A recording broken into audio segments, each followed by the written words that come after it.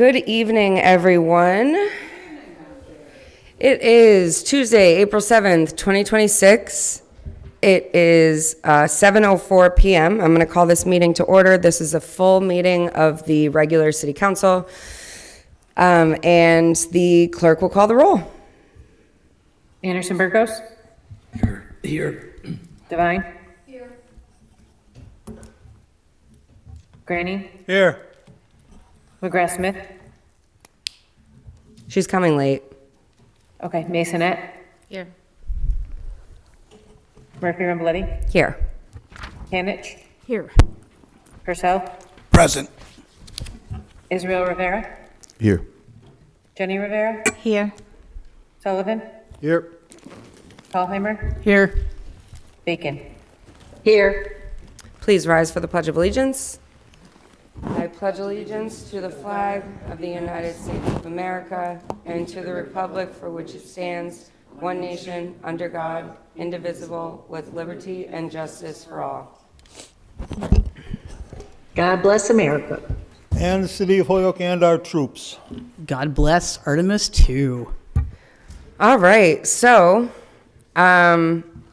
before we invite our special guests up for this evening, I just want to mention a couple of housekeeping rules.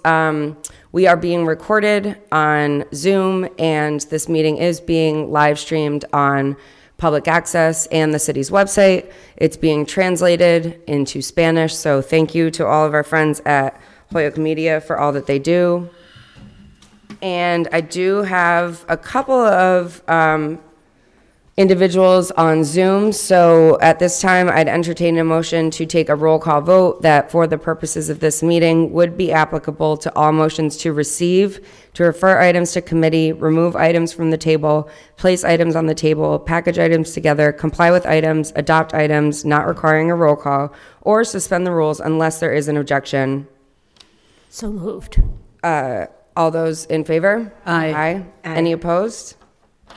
Okay. And this evening, Madam Clerk, Councilor Thalheimer's name was pulled to go first on voting this evening. Thank you. Okay, I think I did all the housekeeping.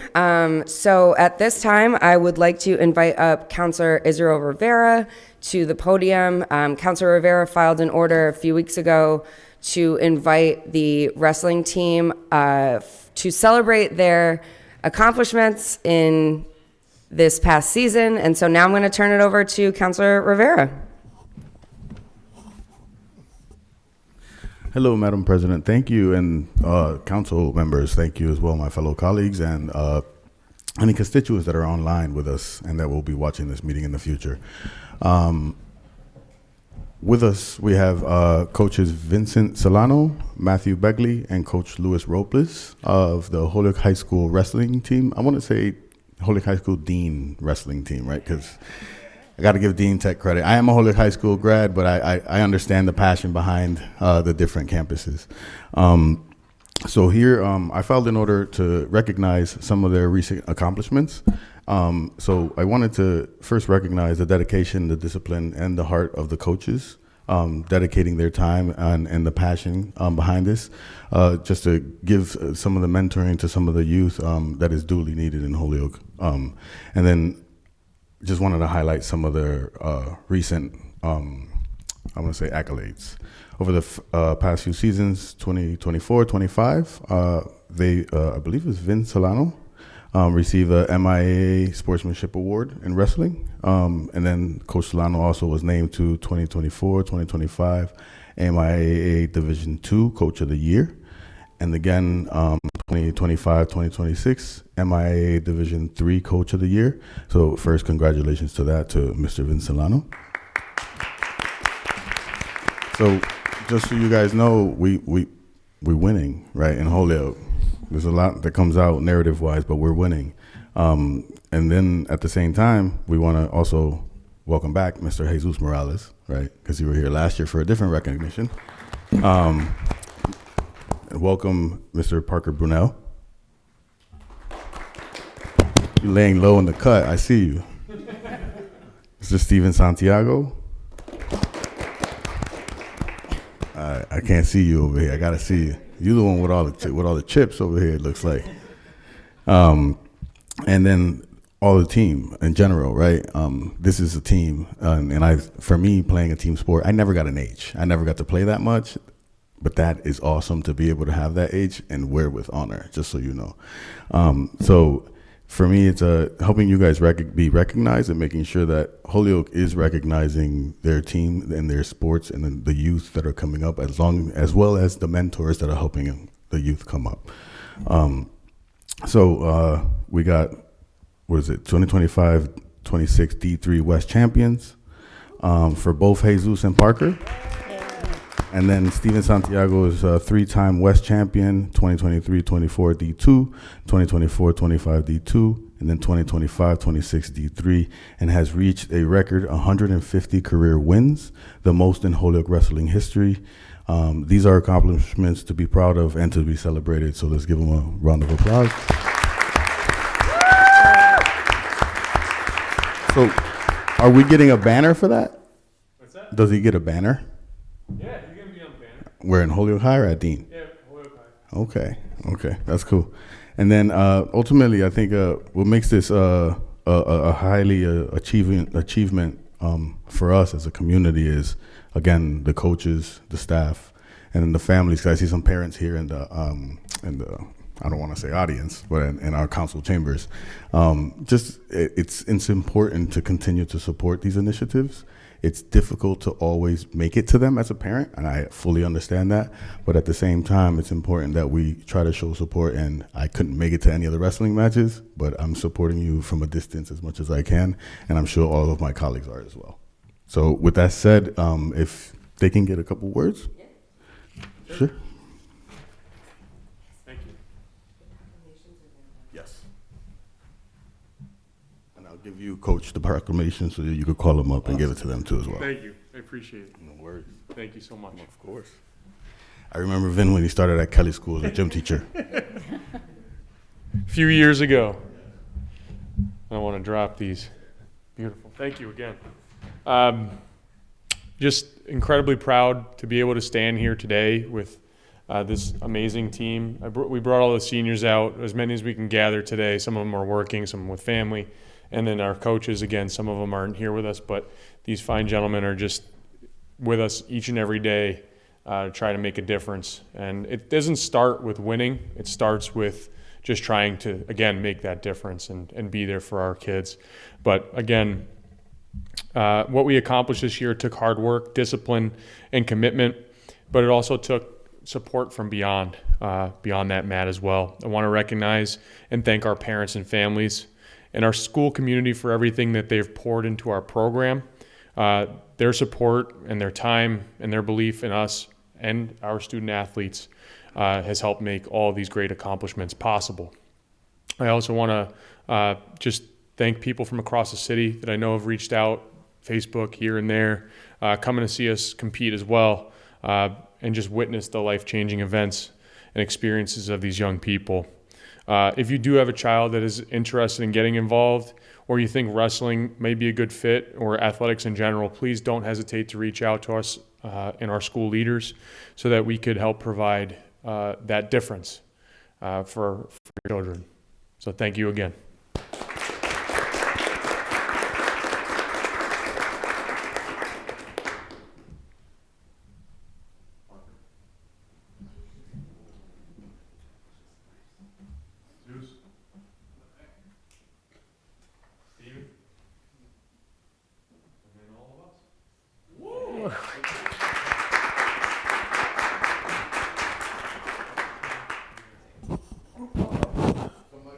Yeah, get in front, get a picture.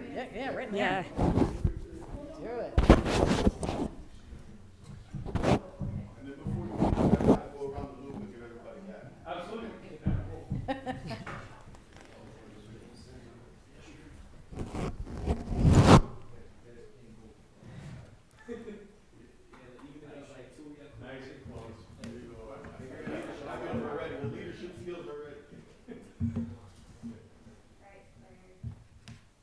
Yes, sir.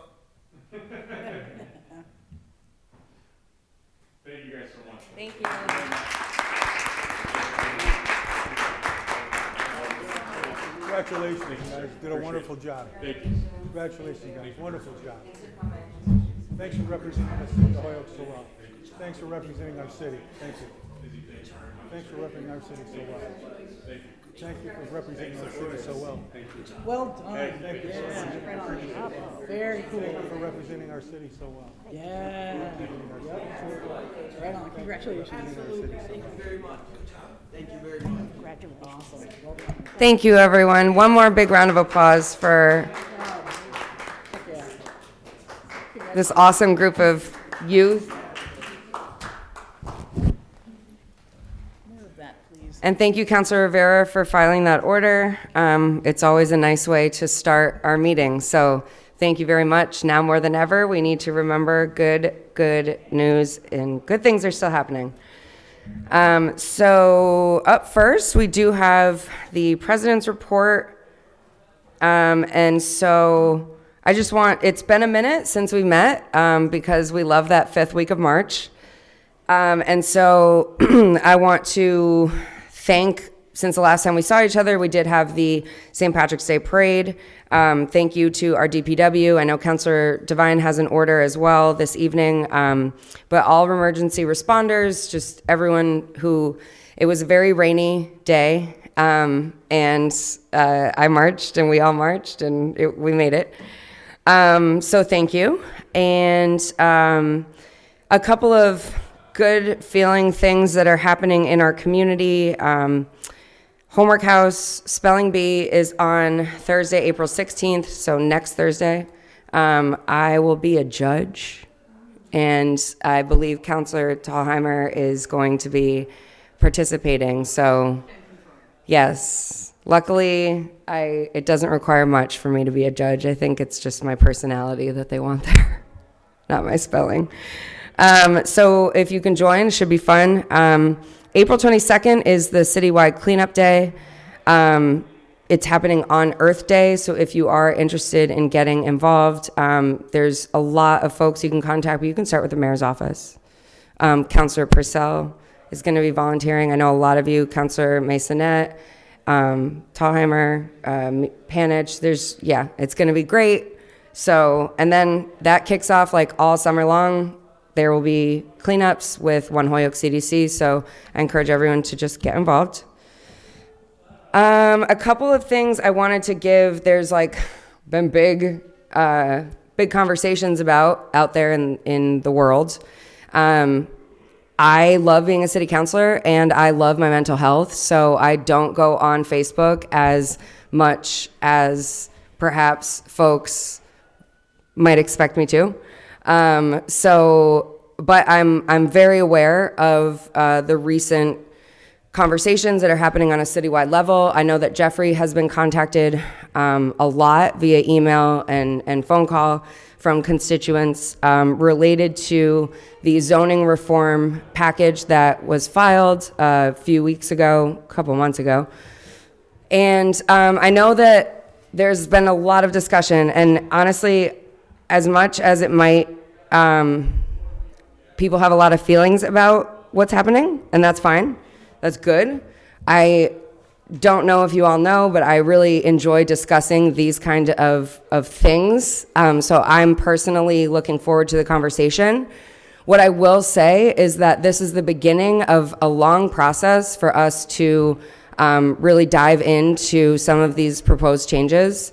And I imagine what gets proposed is not necessarily going to stay the same. I just want to encourage people, if you're watching on TV or later, to please get involved. Our first public hearing on the issue is a week from today, Tuesday, April 14th, at the Ordinance Committee meeting. I encourage people to pay attention, ask questions, provide feedback. You have lived experience. This is why we're doing it. This is the first step in a long process. So, and then, I know we live in a world where it's easy to believe everything you read on social media or when you talk to people, but that's why I'm encouraging folks to attend the meeting, have a listen for yourselves, and ask us questions. And that being said, I will also encourage people to remember that you can violate open meeting law through Facebook. So please be mindful of that and how many counselors are engaging with each other on social media. I think it's something we just all have to be mindful of. As president, I feel like it's my responsibility to remind people of that and to let the public know that a conversation is best. Coming to a public hearing is awesome. And so we're all just going to try to be very mindful of that.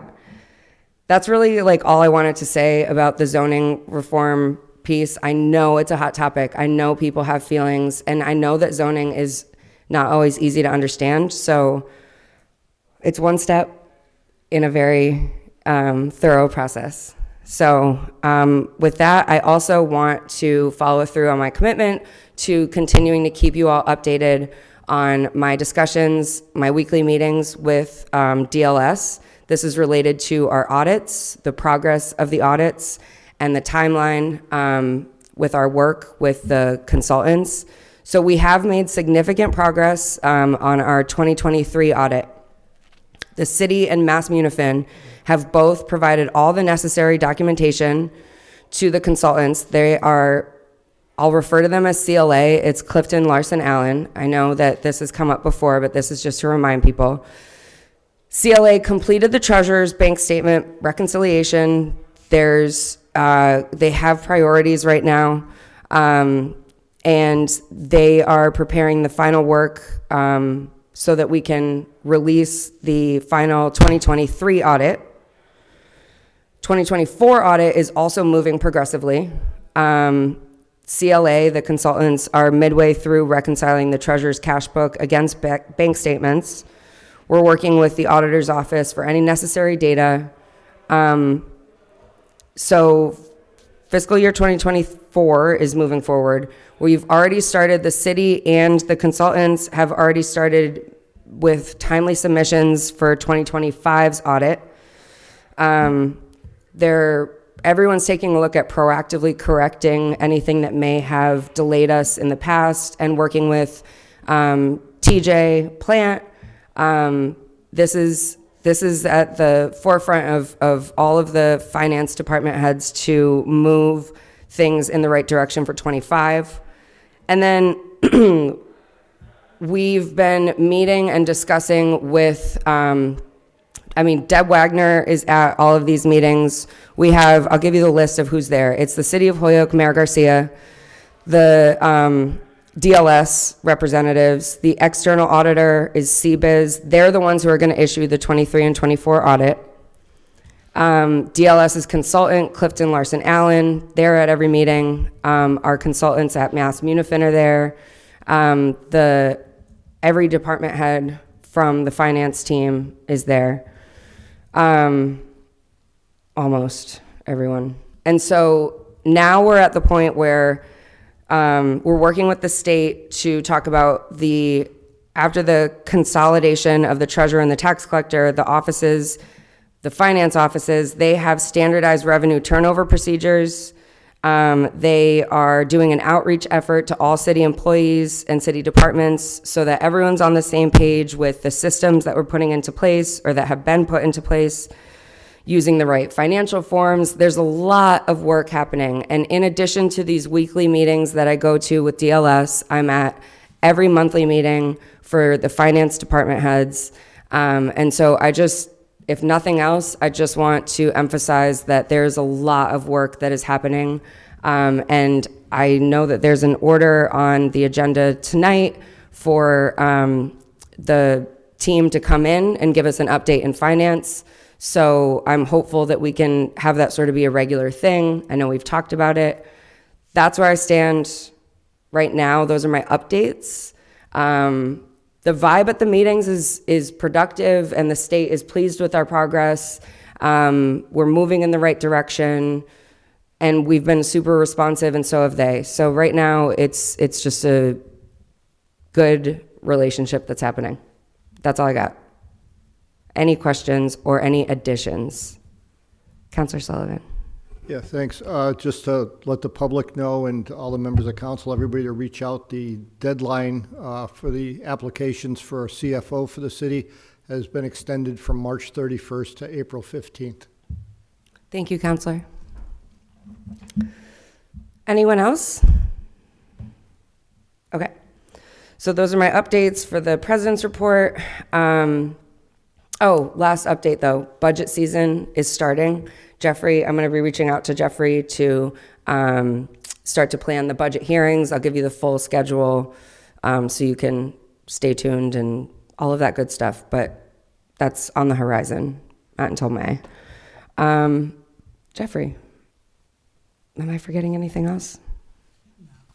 Okay. Now we're going to do public comment. I don't think anyone signed up on there. Nicole, Counselor Masonette, could you check the... No. If anyone in the room is here for public comment, you're welcome, invited up. I don't see any hands raised on Zoom, so we will move forward. Under regular and pending executive session minutes, we have item 3 is the meeting minutes from March 17th, 2026. Is there any additions or corrections? Counselor Devine? On page 3, if you look under, where it says under discussion, third line down, where it says he then emphasized, it should say she. Okay. So is that a motion to amend Yes. the Motion to meeting amend minutes? And I would entertain to approve with the amendment. So moved. Okay. Any other comments? All right, all those in favor? Aye. Any opposed? Okay.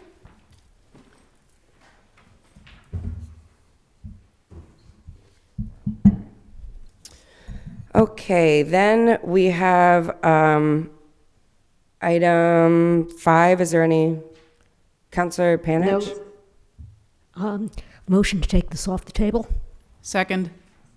Motion has been made and seconded to take item 5 off the table. I'll read it into the record briefly. 5 is filed by Counselor Bacon, ordered that the City Council requests City Councilor at Large Israel Rivera to recuse himself on votes affecting the police department while on probation and ethics conflicts of interest complaints are pending. Counselor Panich? Yes, Madam Chair. This has now been on our agenda for many, many, many weeks, and the maker of the order, I don't want to disrespect her, but there seems to be no appetite on her part to take it off the table now.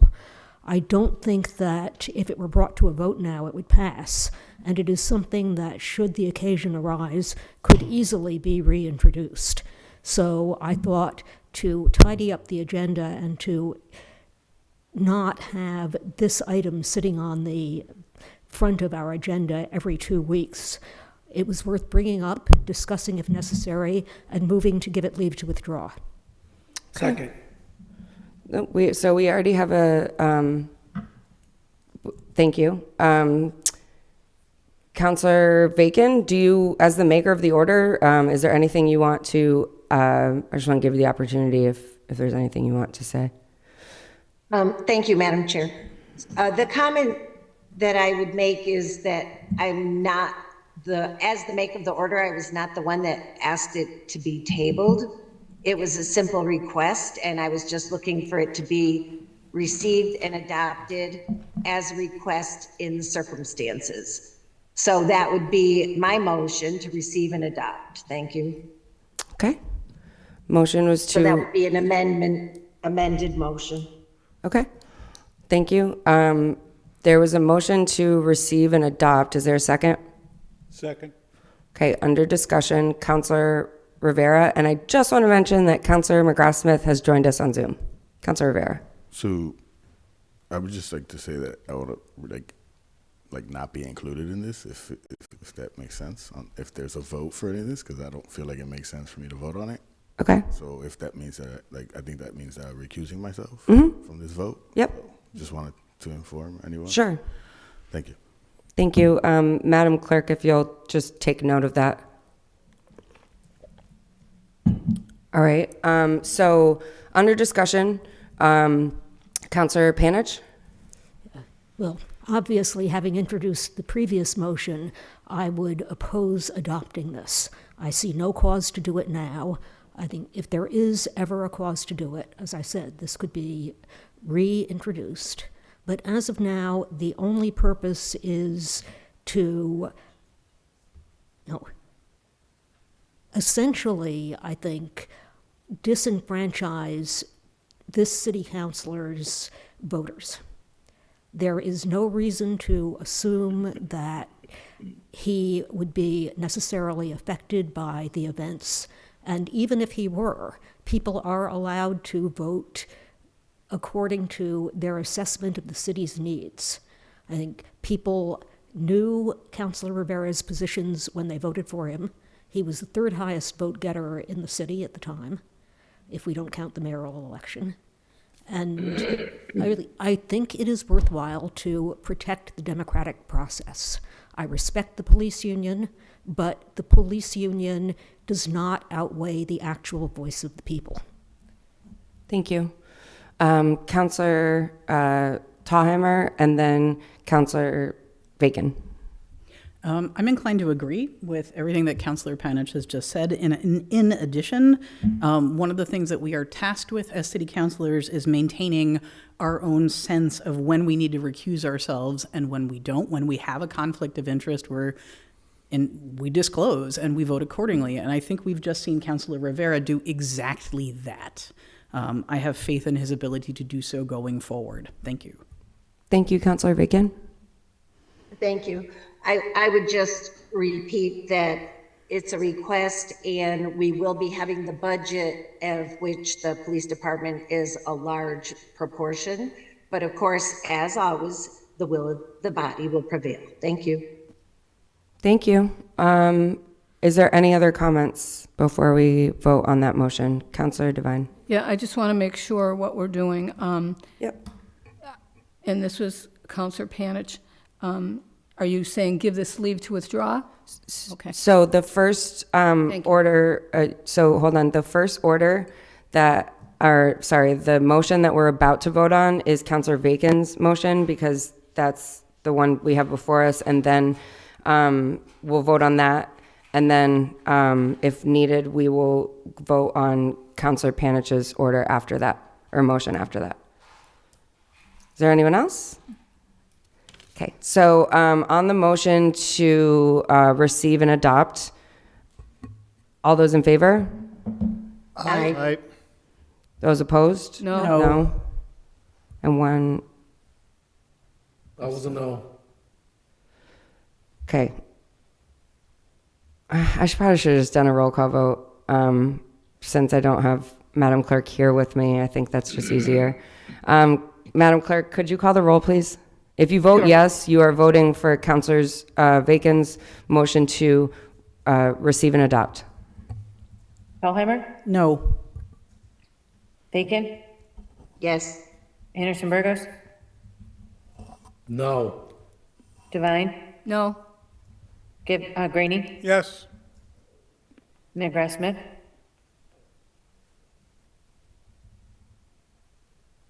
Masonette? No. Murphy Ramboletti? No. Panich? No. Purcell? No. Israel Rivera? Jenny Rivera? No.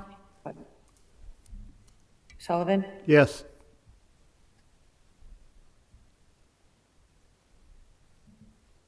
Three yeas, 8 nays. Okay, so that did not pass. We will go to the next motion that was made, which is to give leave to withdraw for item number 5. If you vote yes, you're voting to give leave to withdraw for item 5. The clerk will call the roll, sorry. Thalheimer? Yes. Bacon? No. Anderson Burgos? Yes. Devine? Yes. Graney? No. McGrath Smith? I think we lost Masonette? Is her mic on? I know, I was going to say I don't hear her, but I know someone said she was We here. might have lost her. She was on. Yeah, I don't see her on anymore. Okay. Masonette? Yes. Murphy and Bloody, Yes. Panich, Yes. Purcell, Yes. Jenny Rivera, Yes. Sullivan, Yes. 9 yeas, 2 nays, 1 abstain. Okay. So that passes on item 5. Thank you. Item 6 is from Mayor Garcia. It's a letter that actually appoints various members to serve as commissioners for the Council on Aging. And these are all reappointments. So we don't need, unless anyone feels strongly and wants to send to committee, we do not need to. Is there any comment, or does anyone, I would entertain a motion to, Motion to approve the reappointments? Second. motion's been made and seconded to reapprove the appointments. Is there any further discussion? All right, I just want to thank everyone who is, and everyone who volunteers for the city, so thank you. Should we read these? I'll definitely do that. It's Susan Aiken, Timothy Rivers, Julita Rojas, Kayang Cruz, Nicole Perrier, Priscilla Garcia, Diane McCullum, Cappy Glicka, Barbara Grady, Len Brulette, Wayne Klinge, and Jose Merced. Thank you. And these are one-year terms set to expire in August of 2027. Councilor Rivera? Madam President, is it Julita or Julita? Julita. Okay, I was Thank you. just jive. Appreciate it. All right. Anyone else? All those in favor? Aye. Aye. Any opposed? So moved. Item 7 is a reappointment letter for George Meddy to serve as fire commissioner. Yep. Be received and confirm the reappointment. Okay. Second. Motion's been made and seconded to receive and confirm the reappointment. Any other discussion? All those in favor? Aye. Aye. Any opposed? Okay. 8 is from the Holyoke Police Department. It is the monthly traffic report from various locations. Motion to be received. Motion to receive. Second. All those in favor? Aye. Aye. Oh, I'm so sorry. Could we also send a copy to public safety? Because I think we have an adjoining item with this. Okay. Thank you. So the motion is actually to receive and send a copy to public safety. Perfect. Second. All those in favor? Aye. Aye. Any opposed? So moved. Item 9 is from the Disabilities Commission. It's a communication regarding winter parking bans. I was contacted, and I do think they might want to have a follow-up conversation, so should we send that to public safety? Okay, I would entertain a motion to send it to public safety. I will make that motion. And I'll second it. All right, all those in favor? Aye. Aye. Any opposed? So moved. 10 is from the Planning Department. It's a communications that provide additional explanations and comparisons related to the zone change package. Receive and send to ordinance. Thank you. Receive and send to ordinance. All those in favor? Aye. Aye. Any opposed? Okay, 11 is from Schermerhorn's Restaurant, communications regarding reconstruction located at 224 Westfield Road. Motion to be received. And send to legal I was gonna say, DGR or ordinance? It's DGR, and right? DGR. Yeah. I think it came from DGR. Oh, they're looking to talk about it. Okay.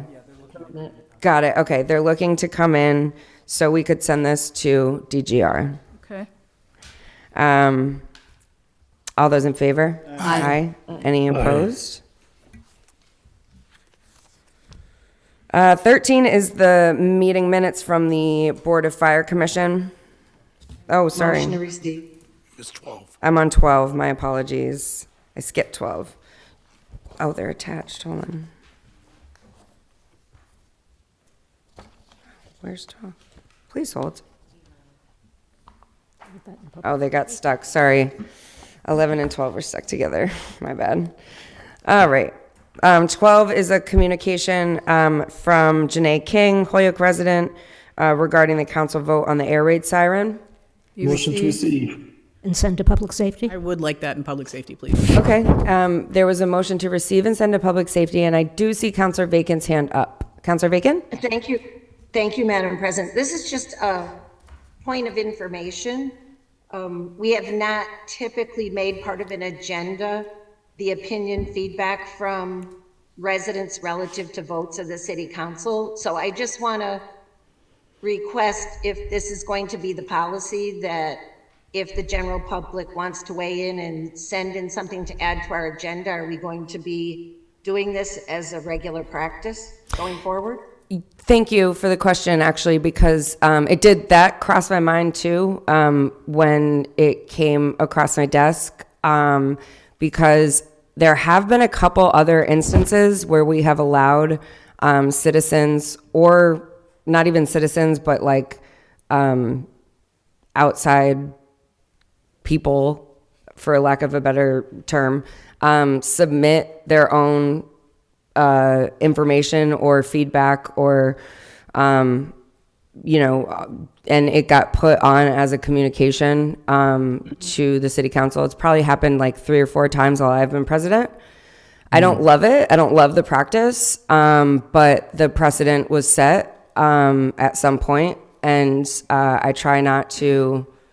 I would rather that folks do come, speak at public comment or come to a public hearing, but at the same time, I'm not trying to, if someone takes the effort to reach out and they request that it's on as a communication, I'll entertain it. So just been kind of using my discretion on it, and if someone wants to file an order for a rule related to that, I'm totally okay with discussing it, but just it has been done before me, so if someone requests it, that's been my policy.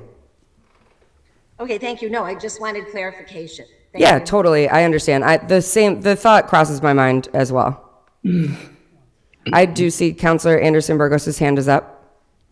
Right. Thank you, Madam President. So I understand the point that Councilor Bacon made, but I also understand that when our constituents reach out to us and we really want to have them fully engaged into, our civic duties and come and join us in conversation. But I also want to point out that the chair of the Public Safety Committee is also asking for it to send. So that's why I support this. Thank you. Okay. Thank you. I see Councilor Graney, Councilor Devine, and then Councilor Panich. Are we debating this? We don't have to, it's up to you. Well, I'd rather not. Same here. I just have a quick question. Councilor Devine? Will this person be at this public safety meeting? I don't know. I'm asking the chair. Okay. People are welcome to attend. I didn't ask, will this person? I don't be know. there? I haven't asked her, Counselor Okay, Devine. well, I think that since you brought it up, she should be there. Because She is welcome to attend. I've also Everyone, yeah. I've also got some information. Thank you. Okay, thank you. It seems like this should just go to committee, but Councilor Panich, do you have anything to add? I don't want to address the substance of this. I think this is a procedural question. This is a person who has submitted information for our consideration, and it's just a matter of our working out as a body how this gets to a committee so that the chair can decide whether it should be part of the information package that their committee considers. Yes. And if you would like us to deal with that in rules, I will give it a try. If someone wants to file an order, they are more than welcome to. Thank you. All right, so on the motion to receive and send to public safety, all those in favor? Aye. Aye. Any opposed? No. No. Okay, I might have to do a roll call vote because, yeah, Madam Clerk, could you please call the roll? If you vote yes, you're voting to receive and send to committee. Paulheimer, Yes. Bacon, No. Anderson Burgos, Yes. Devine, No. Graney, No. McGrath Smith, Masonette, Yes. Murphy Ramboletti, Yes. Panich, Yes. Purcell, Yes. Israel Rivera, Yes. Jenny Rivera, Yes. Sullivan, No. 8 yeas, 4 nays. Okay, so that'll go to committee. Item 13 is the minutes from the Board of Fire Commission meeting. Motion be received. Thank you. Any other discussion? All those in favor? Aye. Any opposed? Okay, 14 is minutes from the Holyoke Conservation Commission. 2 sets of minutes. Motion to receive? Motion to receive. Second? Second. All those in favor? Aye. Aye. Any opposed? So moved. Counselor McGrath Smith has joined us. She has had herself an afternoon, so I'm glad you're here. Thank you. 15, 15 would be it's from the planning board. It's meeting minutes from October 14th, 2025. Motion to receive and send to ordinance. Motion to receive and send to ordinance. Second? There's a second. All those in favor? Aye. Any opposed? Okay. 16, do we want to take any of these as a package? I can go through them one at a time. It's up to you guys. I'll make a motion to suspend rules and take 16 through 18 as a package. They're just notices of determination, correct? Yeah, notice of decisions. Yes. So 16 is, so first of all, there's a motion to suspend the rules and take items 16 through 18 as a package. On the motion to suspend the rules, all those in favor? Aye. Aye. Any opposed? Okay. And then 16, motion to receive. oh, hold on one second. 16 is the planning board notice of decision for site plan review at ISO New England. 17 is a planning board notice of decision for a special permit to exceed fence height at ISO New England. And 18 is planning board notice of decision for multiple principal structures at ISO New England. And then Councilor Bacon, you said a motion to receive? Receive. Is there any further discussion on the motion to receive 16 through 18? All those in favor? Aye. Any opposed? Okay, so moved. Then we've got 19 is from Lauren Niles from the Planning Board. It is a recommendation for parking on residential properties proposal. Receive and send to ordinance? Motion. Second. Motion's been made and seconded to receive and send to ordinance. All those in favor? Aye. Any opposed? 20 is from Lauren Niles with the Planning Board. It's a review of Riverside Cannabis Special Permit. To ordinance. Motion to send to ordinance. Second? There's a second. Under discussion, Councilor Panich? Yeah, I just wanted to make sure that these are permits that are done by ordinance rather than by DGR. If the- Cannabis, yes. Okay, yes, then second. Okay. Any other discussion? All those in favor? Aye. Any opposed? Okay, 21 is from Lauren Niles with the Planning Board. It's a recommendation for creation of an RC district. Motion to table. Motion to table. Yes. Under, This is, Do I have a second on? no, wait. under discussion, because we can't discuss a table motion. Oh, can we have a discussion before I entertain that second? sure, let me do a quick explanation. I am planning to introduce an order to actually take this up, but we don't have the bandwidth to start the 40A countdown for this order. Okay. And we want to be careful about not triggering 40A by accident. Okay. So the idea was table it, and we will take it up, in a few weeks when it is practical to do so. Okay. Okay, is there other discussion? Yeah, yes. Councilor Bacon and then Councilor Devine. Thank you, Madam President. So this new order, while we're asking for the chair of ordinances asking it to be tabled to a future date, this is a very significant order because there are current changes proposed in the package that is before us for the public hearing on the 14th that relate to this recommendation from the planning board, and how certain recommended changes would then be rolled into RC from the other zones is creating a confusion, because it's looking like certain zones are being put forth for an amendment, but in reality, they want to roll it into this RC zone. So it seems they should be taken together. Anything to do with text changes to the zones that they're proposing to then roll into the RC zone. And what I'm not sure about, if this isn't legally before us in the public hearing relative to the other zones, maybe we can ask those to be tabled until the RC zone is taken up. It's just getting a little complicated with the various proposals and the timing. Thank you. Okay, thank you. Maybe legal can weigh in for us on this. Yes, and I believe that legal did weigh in prior. So hold on one second. I do have Counselor Graney's hand up. Just quickly, for the public out there who's watching, could you explain to them what an RC is? That's what I want to know. Sure. I'm not going to get into detail fully about what the RC district is, because that is what we will be discussing in subcommittee.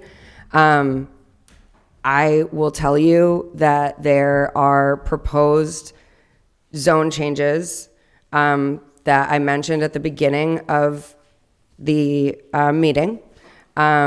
If one of them has to do with a proposal for a retail center district, I believe that Councilor Panich would like to have this laid on the table. I understand Councilor Bacon's hesitation, and it is a complicated subject that a lot of people are not familiar with, and we're not making any changes at the next public hearing next week.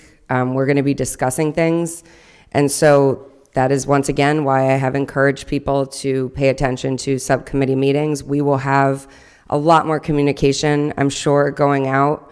Councilor Panich, it is your order. I want to give you your motion. I want to give you the opportunity to respond here to Councilor Graney or to Councilor Bacon, Councilor Graney's question. Trying to keep it brief, since we will be discussing all of this at length in subcommittee meetings. Yeah. This, obviously, we're going to be taking it up more completely at some point in the future. The retail center zone is basically a rationalization of zoning in the Ingleside Holyoke Mall area. There are a bunch of patches of wildly different business zones up there, and the differences between the various parcels and what's allowed there has caused difficulty with our attempts to develop the area and bring in more businesses. And this has been going on for quite some time. So the hope was that in connection with all of the other, basically, this is like an operating system. We are trying to get the bugs out of our zoning ordinance. And this is a discrete area of the city where the thinking was it was worth examining it individually. And this whole process, I am trying to keep it brief, but it is like a giant castle puzzle where you're building something and you have to keep moving the blocks to make it all fit. Because this is relatively discrete, and because the big proposal before us is so technically complex, but I think once we get into it, you'll all see how simple the underlying principles are. The idea is to address that, make the changes that the public brings to our attention that we know we're going to have to make, get that settled, and then look at the next pieces of the puzzle, which this consists of. And the idea is just to stage this so we're not trying to do an entire tear down the city and rebuild it all in one go. And Thank you. yeah, I see Counselor Bacon's hand, and then we'll vote on the motion unless anyone who hasn't spoken yet wants to speak. Counselor Bacon? Thank you, Madam Chair. So I strongly encourage my colleagues to move this forward, have it noticed so that it is taken up with the 40-plus zoning changes that we have in front of us already, because this is integral to it. What's happening is there are changes being made in the other zones that will then be rolled into this zone. And to save this out for later, I just think is keeping the whole picture to make it unclear. And I think it would be much clearer if it is noticed and brought out in the process as we're going through the 40 plus. Because it's already being addressed in the 40 plus orders that are in front of us. They all touch on this new zone that's being proposed. And it's in one area of one ward that this focuses on. So I encourage it to be all brought up in public together so that all the puzzle is visible. Thank you. Okay, Counselor Panich, and then, yeah. No, I only want to point out that we have a public hearing on the first package coming up next week. And even if we were to push this forward, there is no way this could be completely consolidated. It would be just one more thing for the chair of ordinance to have to juggle. And with that, on with the vote. okay. So on the motion to table item 21, I'm going to do a roll call vote because I don't, yeah. The clerk will call the roll. If you vote yes, you're voting to table item 21. Dahlheimer, Yes. Bacon, No. Anderson Burgos, Yes. Devine, Yes. Graney, No. McGrath Smith, Yes. Masonette, Yes. Murphy Ramboletti, Yes. Panich, Yes. Purcell, Yes. Israel Rivera, Yes. Jenny Rivera, Yes. Sullivan, No.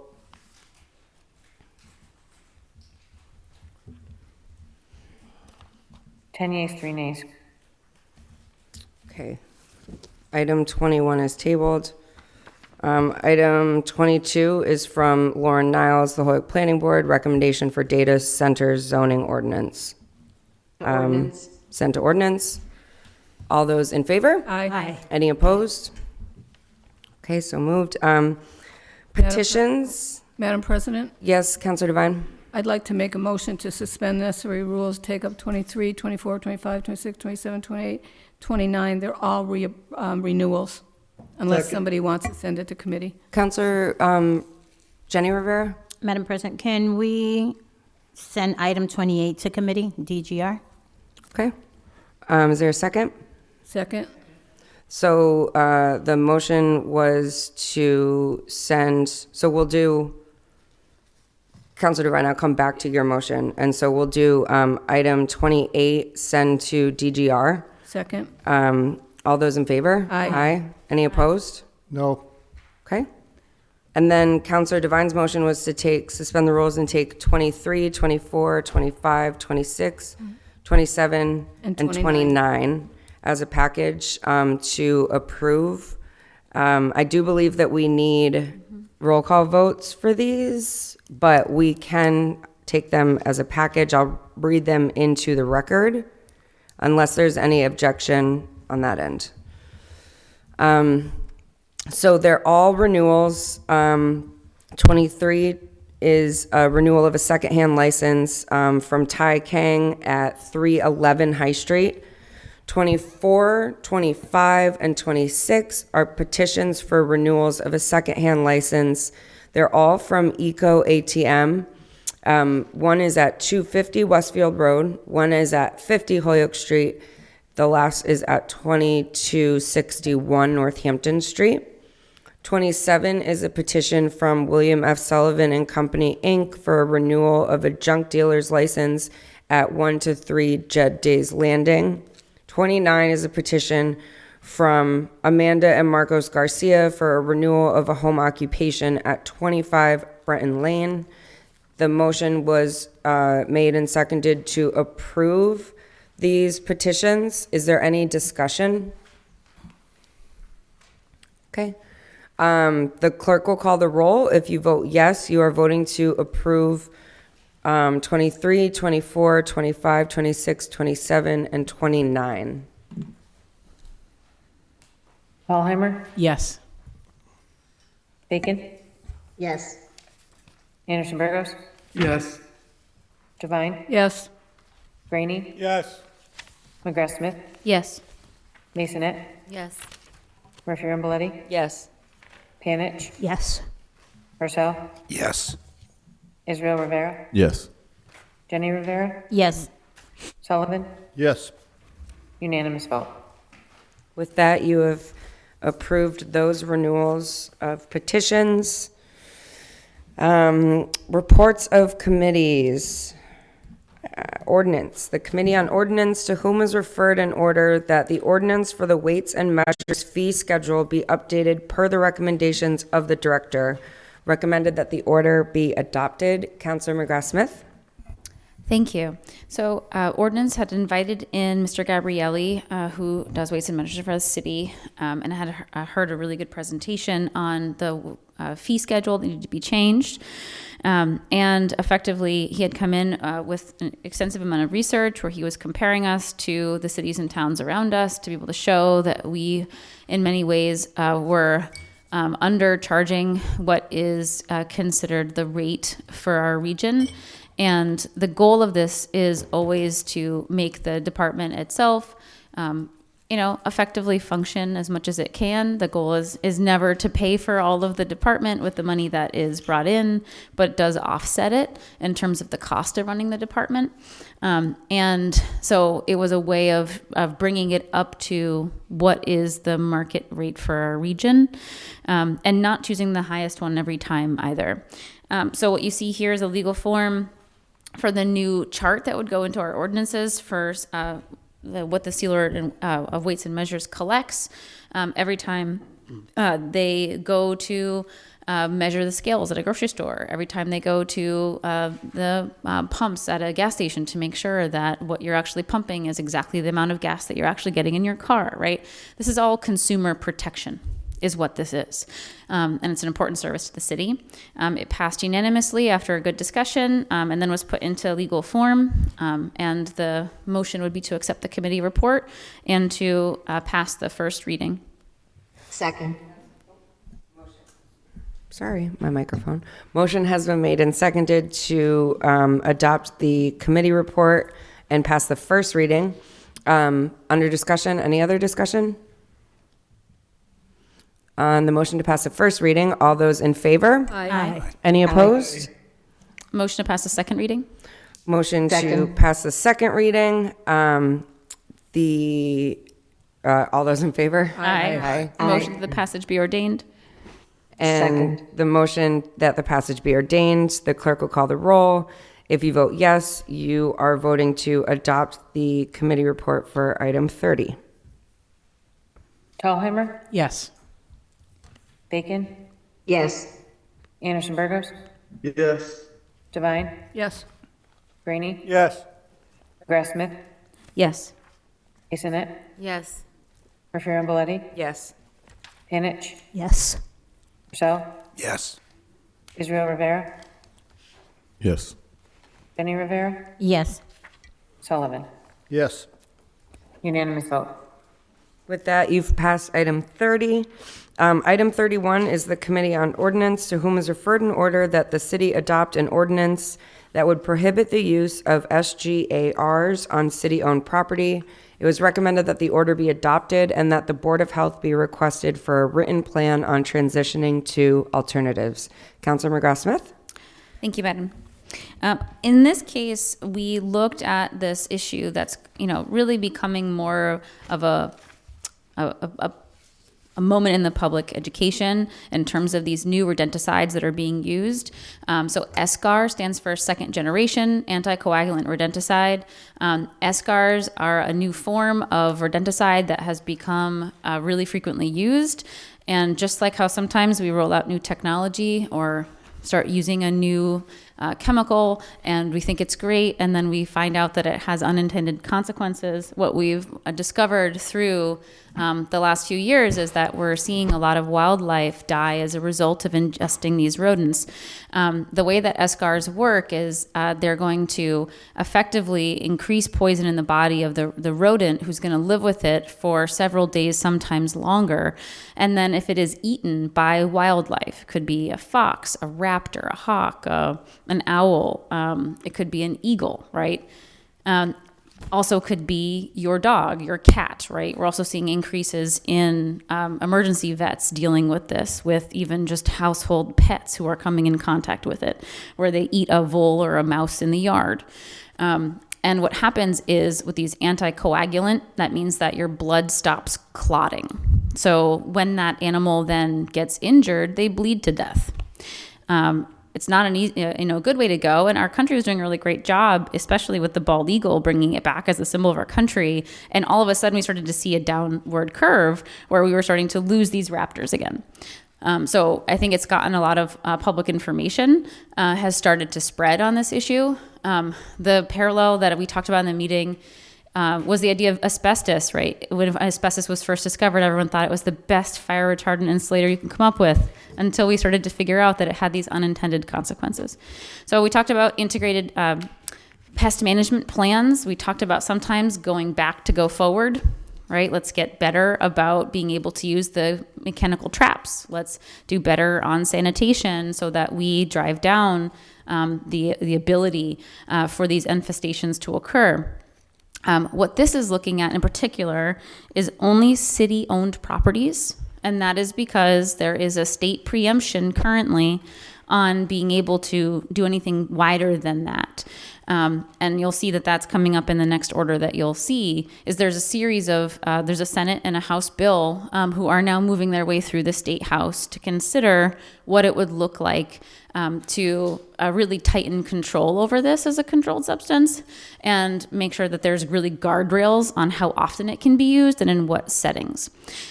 We looked at the Lowell example because they are a city, similar gateway city to us, and the Lowell ordinance we thought really was a good balance because it named that it could not be used on city-owned properties unless there was an infestation of such a level, and that proved that they had tried every single other method possible. And so then they could apply for a permit from the Board of Health to use SGARs in a targeted way. So sort of allows folks to sort of transition. We named that it would not go into effect until July 1, which would give us time for effectively Mike Gallagher. Initially, we thought it was going to be the Board of Health that was going to be like, oh, how are we going to respond to this? And when we talked to them, it actually came out that the Board of Health is really not dealing with city properties in this way. It's the DPW underneath the maintenance division.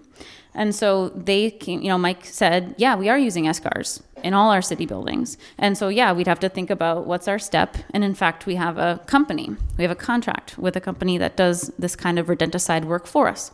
So we wanted to create enough space for there to be time to work with that company, figure out what the alternatives are, put those in place, and give them time to do so.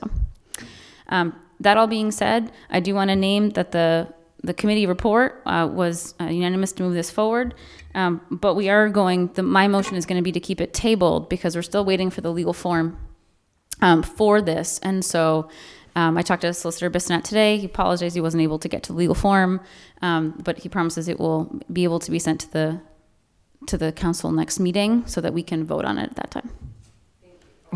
Thank you. I see Councilor Bacon's hand. Before I second the motion to table, Yes. if I may, Yeah. the other part of our committee report was that we wanted to have a plan in place before the ordinance goes into effect, so that we would not be in a situation where the contracts weren't doing anything. So I think it's very important in whatever legal form we approve that we make sure we have the backup plan before we ban this class of treatment that the contract is already active for, okay? So I Yeah. would just make that Okay. note. Absolutely. Thank you. Counselor Sullivan? Yeah, I would also suggest that we include the building department, because in order to receive a demolition permit, one of the requirements is that the buildings be baited for 30 days prior to them issuing a Okay. permit as well. And that also goes to outside contractors. Do you feel like this needs to go back to committee, or do you just want to table it? It's up to you. I just don't know if, I think the plan itself, I feel confident that we can reach out to folks and say, we do need this plan before it goes into effect in July. We have Okay. enough time. okay. Because So really, we I don't can- think anything will change on our end. It will Yep. just be making sure that the plan's in place. Okay, I just want to make sure you guys are good. But thank you, Counselor Sullivan. Counselor Bacon, did you have something to add? Well, I just want to make sure that we're giving the departments enough time, because we're already into April and now they're into budgets. I just don't want to get ahead of our skis here and end up with a ban and no plan. That's my concern. Okay. So. I thought it was staying in committee till we got the legal form so we could look at it. I didn't know it was coming out of committee till we had the legal form. I'd actually like to see it go back to committee so we can get the form and look at it. If somebody will second that, I'd like to see us really look at the legal form and make sure. Second. Okay. So the motion was made and seconded to send back to committee. Is there further discussion? Counselor Rivera. I just wanted to highlight the ahead of our skis comment. That's a new one to me. Yeah, that That's a new one. I took note of that too. Counselor Panich? Yeah, I just want to point out, before we start building in more delay here, that this is a genuine public health hazard, in my opinion at least. Yep. I had done a lot of research about this before Councillor McGrath brought it up. And, we are destroying an ecosystem and we are putting children playing in playgrounds at risk here. And I just want people to bear that in mind. Thank you. Counselor Thalheimer. I just wanted to emphasize that as well. I mean, we did hear significant testimony in ordinance about the deep damage that this does across populations. I don't think we should delay it too much further, but I will defer to the chair. Okay. So the motion was to send back to committee. All those in favor? Aye. Aye. Those opposed? No. No. No. I'm thinking the noes might have it. Roll call vote. We can do a roll. Counselor Bacon. It's standard practice that when we get asked for something to get put in legal form, especially when there's multiple parts to it, that we would look over the legal form in committee to make sure we're not making unintended errors in the ordinance. And that's the only reason why I'm wanting it, because I actually thought it was staying in committee till we got the legal form. It's just a matter of standard procedure to make sure we get it right. Thank you. Thank you, Counselor McGrath-Smith. And then we'll vote. Yes, thank you, Madam President. I just wanted to name that the reason why the committee at the time felt really comfortable moving it forward was because we are templating it exactly off of the ordinance language from Lowell. The only thing that we're changing is the effective date, which is to name it as not being at the effective date of when we vote, but putting it off to July 1, 2026. So the reason why we felt confident at the time was because we were looking at the exact language that we would have in legal form. Thank you. All right. I would prefer a roll call vote because I can't. Yeah, that was too close. Madam Clerk, if you would call the roll. If you vote yes, you are voting to send back to committee. Tallheimer, No. Bacon, Yes. Anderson Burgos, No. Divine, No. Brainy, Yes. McGrath Smith, No. Masonette, Yes. Murphy Ramboletti, Yes. Panich, No. Purcell, No. Israel Rivera, No. Jenny Rivera, No. Sullivan, Yes.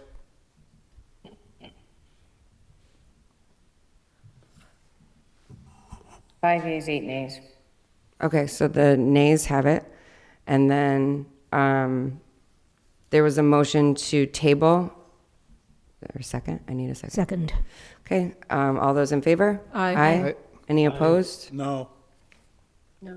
Okay, so that's tabled. And that was, we were just on 31. So we are going to 32.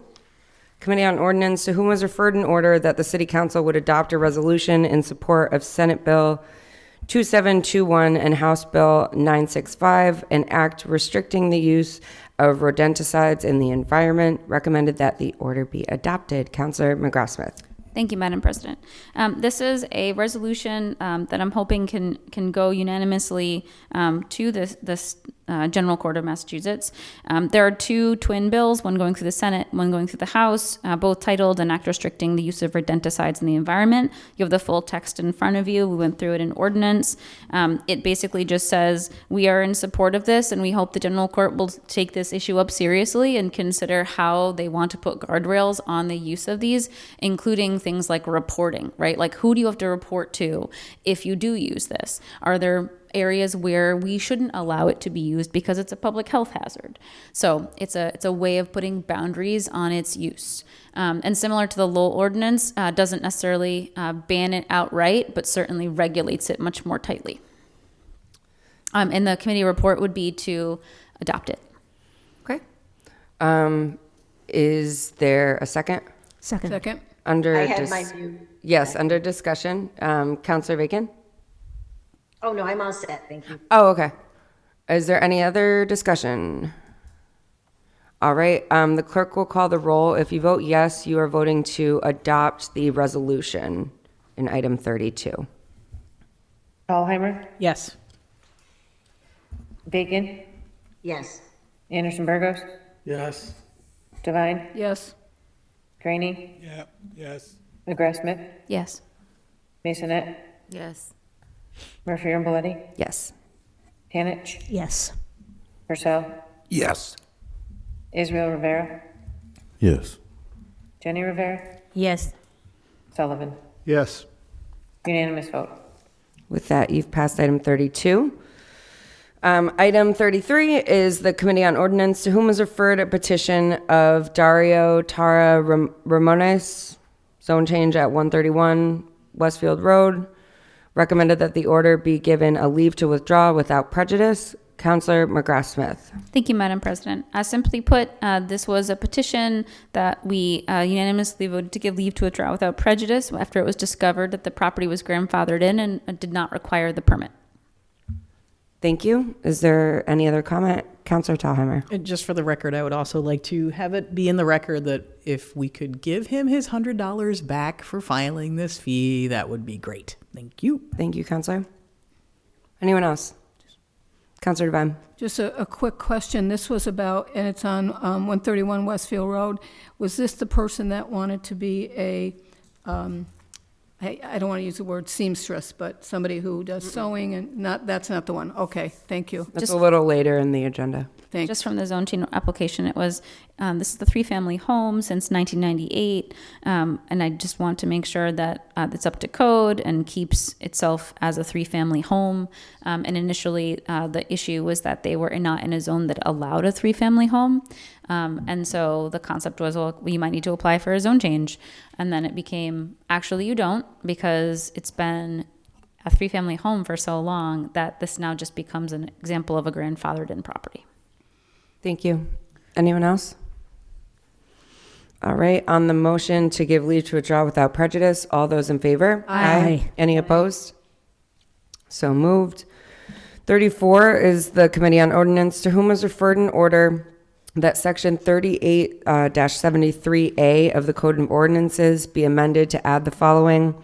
11, sounding or permitting the sounding of any signal from any bell, chime, whistle, or similar device intended primarily for non-emergency purposes from any place for more than 3 minutes in any 7-day period. It was recommended that the order be given a leave to withdraw. Councillor McGrath-Smith. Thank you. Because we had already previously addressed this issue with a different ordinance change, the committee had a lively discussion just about the issue itself and the different paths that it took and how it ended up being passed the way that it was. And then we voted to give this leave to withdraw. Is there anyone else?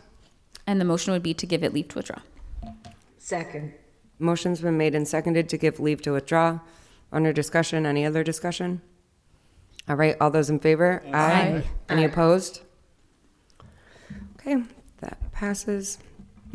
Thank you. Ordinance 35 is the Committee on Finance, to whom was referred an order that the City Council accept the provisions of the fiscal year 26 Project Safe Neighborhood $47,149.95 no match grant. It was recommended that the order be adopted. Councillor Devine? Yeah, this is a grant that was given from the Executive Office of Public Safety and Security, and the state chose Holyoke once again, and with this money, they're going to be able to have 19 portable radios, and I can't read my own writing. Okay, so 19 portable radios, and they'll be encrypted like they should be for the portable radios. And it was Sergeant Zerhide that came in as usual and gave us all this information. And it was approved by the committee. Thank you. So I would entertain a motion to Motion that the order be adopted. motion. This is, I have to do, I would entertain a motion. To pass the first reading. Second. Sure, the motion was made and seconded to pass the first reading. All those in favor? Aye. Aye. Any opposed? Motion to pass the second reading. Motion to pass the second reading. Second. The clerk will call the roll. If you vote yes, you're voting to adopt item 35. Tallheimer, Yes. Bacon, Yes. Anderson Burgos, Yes. Devine, Yes. Graney, Yes. McGrath Smith, Yes. Masonette, Yes.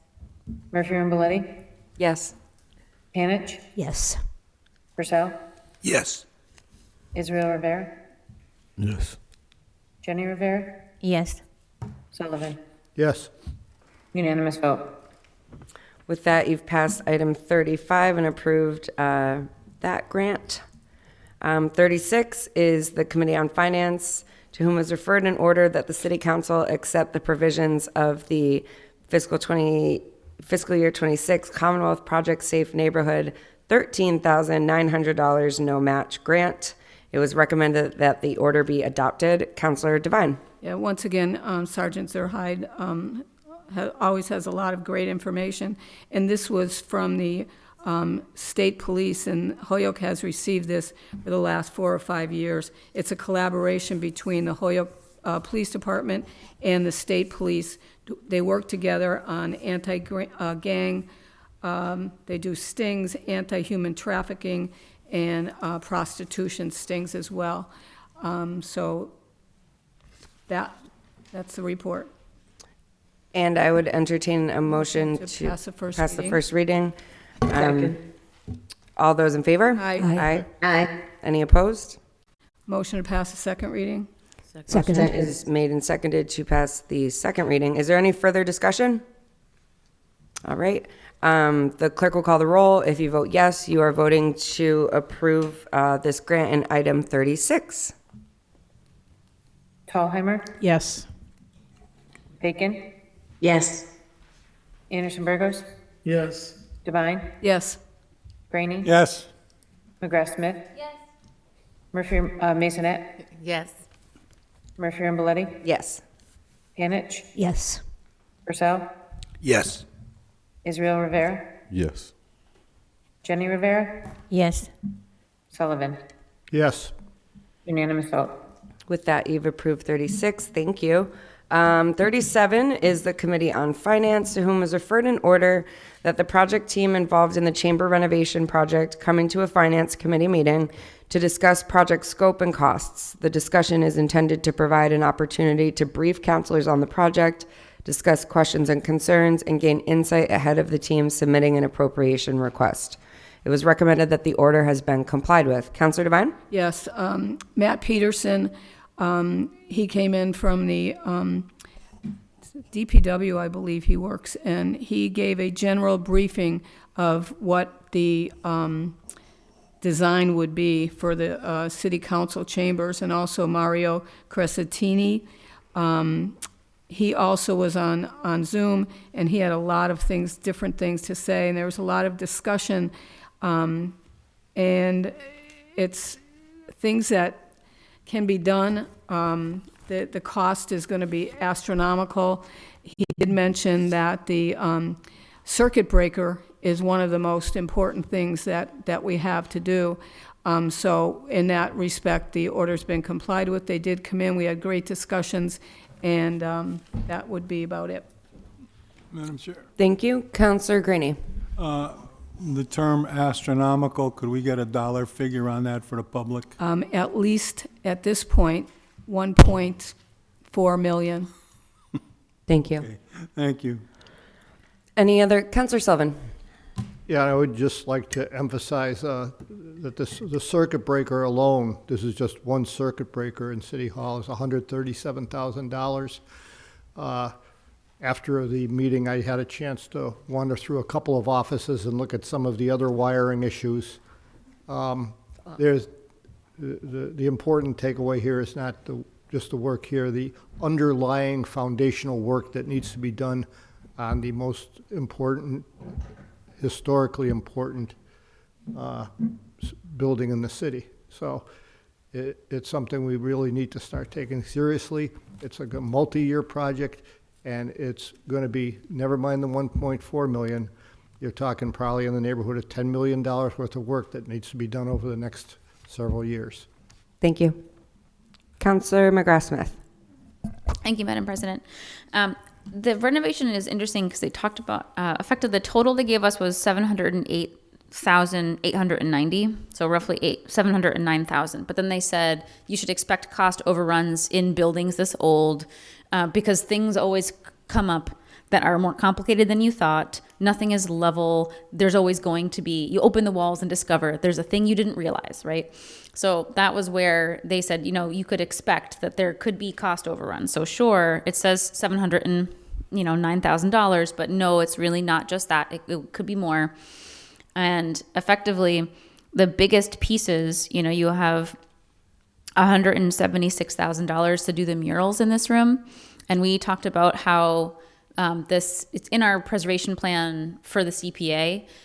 There have always been expected to be asked to do the murals if there was a way of doing it in a way that matched the standards that CPA is held to. So I think that's a good question for us. And we asked in the committee, will you please make sure that this is sent to the CPA committee as an application so that they can look at that part.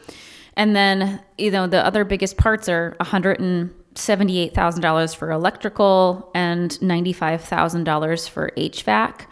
And then $150,000 to do all of the wood over in this room and restore it and make sure that it's going to last long term. So those are the biggest, items in the renovation. And any homeowner that's, done work recently, I'm not surprised at these costs. It's an historic building, it's an old building, and, room by room, we all know that there's a lot of work that needs to be done at City Hall. Thank you. Thank you. I see Counselor Anderson Burgos' hand. I'll just be quick. I just want to remind the body that don't wait for prices to go down, the prices will just continue to rise. So the more we keep kicking the can down the road, the more it's going to cost us in the long run. That's it. Thank you. Thank you. All right, so I would entertain a motion that this was complied with. Oh, I'm sorry, Councilor Sullivan. Yeah, I'll make one more really brief comment. Imagine doing all that work, spending all those millions on a building that has no fire suppression system. Thank you. Well, on that note, I would entertain a motion that this has been complied with. So moved. Second. Second. All those in favor? Aye. Any opposed? So moved. Thank you, Finance. On to Development and Government Relations. Item 38 is the Committee on DGR, to whom was referred a special permit application of Holyoke Mall Company, Pyramid Companies, 50 Holyoke Street, to raise the roof height of approximately 50,000 square feet of the former Sears to accommodate layout for Dick's House of Sport project. Recommended that the special permit be granted. Councilor Purcell. We had the, excuse me, we had the representatives do their discussion, their presentation, and it's going to be going where the old Sears was. And there was a lot of discussion about it. They passed the planning test, and the findings from the planning board were the social and economic and community needs and the health of the mall and the benefit of having a sports center support the value of the proposal. The traffic flow and safety, it is well known that the mall has adequate parking for the additional planned tenant. The utilities and other public services, the mall has been a longtime staple of the community, and there are no concerns with their ability to access and utilize the local utilities and public services. The neighborhood character and social structures, this proposed tenant fits with the existing nature of the Ingleside Commercial District and with the Holyoke Mall specifically. Natural environment, the mall is an existing entity and no changes are expected. The fiscal impacts, this is expected to create jobs, contribute to the health of the existing business entity, as well as provide additional tax revenue for the city, and who can say no to that? There was the following conditions on it. Where following the 20-day appeal period, a signature from the city clerk's office is required of this document prior to the recording of the Register of Deeds. This approved application does not supersede or waive any other permits or approvals also required through any other department prior to the beginning of the construction of the project. We had a good discussion in committee. The Councilor Rivera gave his stamp of approval for it. He couldn't find a pair of running jogging pants, so he found one at the Dick's in West Springfield. So I said, well, why can't we have this in Holyoke so he doesn't have to travel as far? Love it. I would entertain a motion, Councilor Purcell. So the council, our committee approved this unanimously without any other no's. Thank you. Thank The you. motion is to approve this. Okay, so the motion was to approve the special permit. Under discussion, if I heard a second, I thought I heard a second. Okay. Yeah. Under discussion, Councilor Panich. I just want to add a little background here. This is not the planning board's recommendation. This is a form we stole from the planning board for the execution of special permits. We're supposed to, under our ordinances, make all of these written findings when we grant a special permit. So Councilor Purcell very kindly and very reasonably said, okay, let us just, change our procedure and go through and make the required findings. Our heroic city council assistant pulled this together for us. And, that's just clarification about where this comes from. I didn't want there to be confusion about this having been written by the planning board. Thank you. Other discussion? All right, so the motion was to adopt grant the special permit. And The clerk will call the roll. If you vote yes, you're voting to adopt 38. Paulheimer, Yes.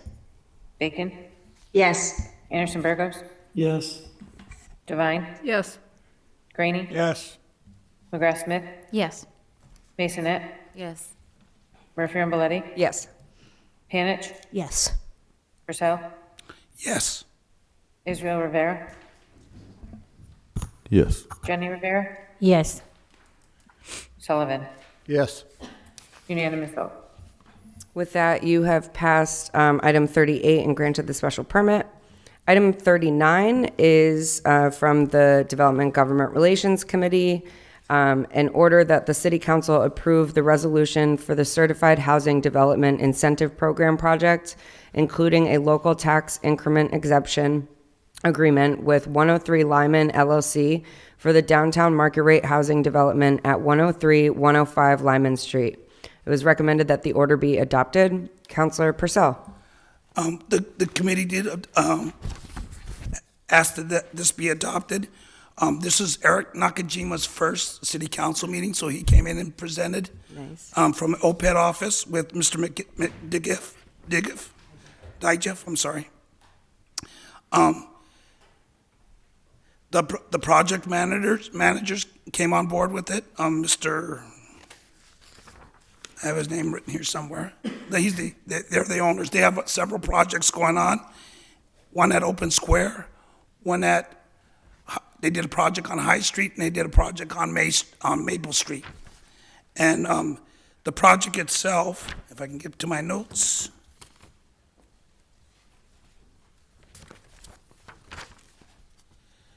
is a $20 million project.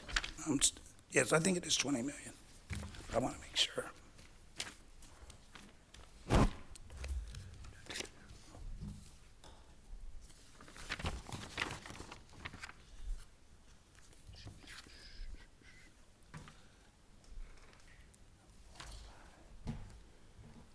Does anyone? I believe it is a $20 million project. It's a $2 million project, I'm sorry. Okay, got it. Got it. Not to overstate anything. It's market rate rentals. There's 12 units that they're building. We had a big discussion, and one of the big topics in the discussion was parking. They haven't got the plan to put in. They looked at the parking. We discussed the parking, and they didn't have an answer for the parking for the project. But it's still going to be thought of, and it's still in the works, and it's going to be thought up before they present their whole thing to the city council. We're not going to approve it unless they have the parking issues taken care of. We just recommended that it get adopted. Okay. I have Councilor Rivera's hand. Yes. To be clear, this is the project that's in the Flats neighborhood. That's correct. So yeah, I did at the meeting raise a couple points of concern as a former resident of the Flats, as someone that grew up down there, around just the average median income in the particular neighborhood and what market rate would look like in that particular neighborhood. So just to make sure that whoever is developing that, and I believe that they're asking for a TIF, if I'm correct, right? That is correct. That they're being aware and paying attention to the community that they're looking to develop in and what it looks like and what the average median income is in that neighborhood. And again, I would love to see very nice apartments in the neighborhood, but at the same time, there is a thing called gentrification. A lot of people don't like me saying the word, but the reality is that some of it is kind of happening in little bits and pieces. But my fear in particular projects is, and again, it's not to say we don't want development, we do, but it's how do you develop for the people that are already in the neighborhood versus developing without the unintended consequence of pushing people out. So I kind of wanted to bring that up and just raise that, especially when they're asking for a TIF. I think that's, for me, just having the conversation and needed to put it out. Like, it did pass. Again, I'm not against development in the communities, especially in the lower wards. I'm with that market rate. I'm there too again. But again, there has to be a conscious effort when you're doing this type of development. Thank you. Thank you. I have Counselor Sullivan and then Counselor Bacon and then Counselor Purcell. And just to clarify, tonight, what we're voting on in 39 is not a TIF, it's a tax increment exemption, but I know that there's conversation for that later. So just wanting to clarify that for the purposes of tonight, Thank you. we're voting on the Housing Development Incentive Program and the tax increment exemption. Counselor Sullivan, and then Counselor Bacon and Purcell. Yeah, so I was a dissenting vote when it came out of committee. I share not only the same concerns as Councilor Rivera, the parking concerns are major, and they have not been addressed by the proponents. And myself, one of my major reasons for wanting to hold back on this one right now was to see completion of the projects they already have going. Thank you. Thank you, Counselor. Counselor Bacon. Thank you, Madam Chair. I was just wanting a little bit of an explanation about the local tax increment exemption and how much it is and how long it's good for. Okay. Counselor Purcell, do you want to cover what was discussed in committee? Sure. The first year of the TIF is just for the first year, and it ages out after the second year, according to the owners. If anybody else can. I got you, Rich, if I may. Sure, Counselor Rivera. From what I got from that meeting was the tax increment, and my bad, I said TIF. I threw that out there, and that was the wrong term. I think it's TIC, right? Tax incremental something. It's Or TIE. TIE. There you go. All right. So the idea is that the first year they would pay like zero to no taxes. Then the second year, it every year it incrementally grow up to like 5 years until you get to the point that you're paying the taxes that you're supposed to pay. That's the understanding in general layman's term, but I'm sure someone can probably do the scholarly scientific piece.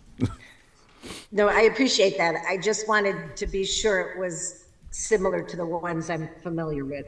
And Yes. I appreciate the explanation, and I share the concerns around the parking because we know there's already problems with that. So it seems like there needs to be some kind of a plan. So Thank you. I think it's a good question. Thank you. I saw Counselor Panich's hand up.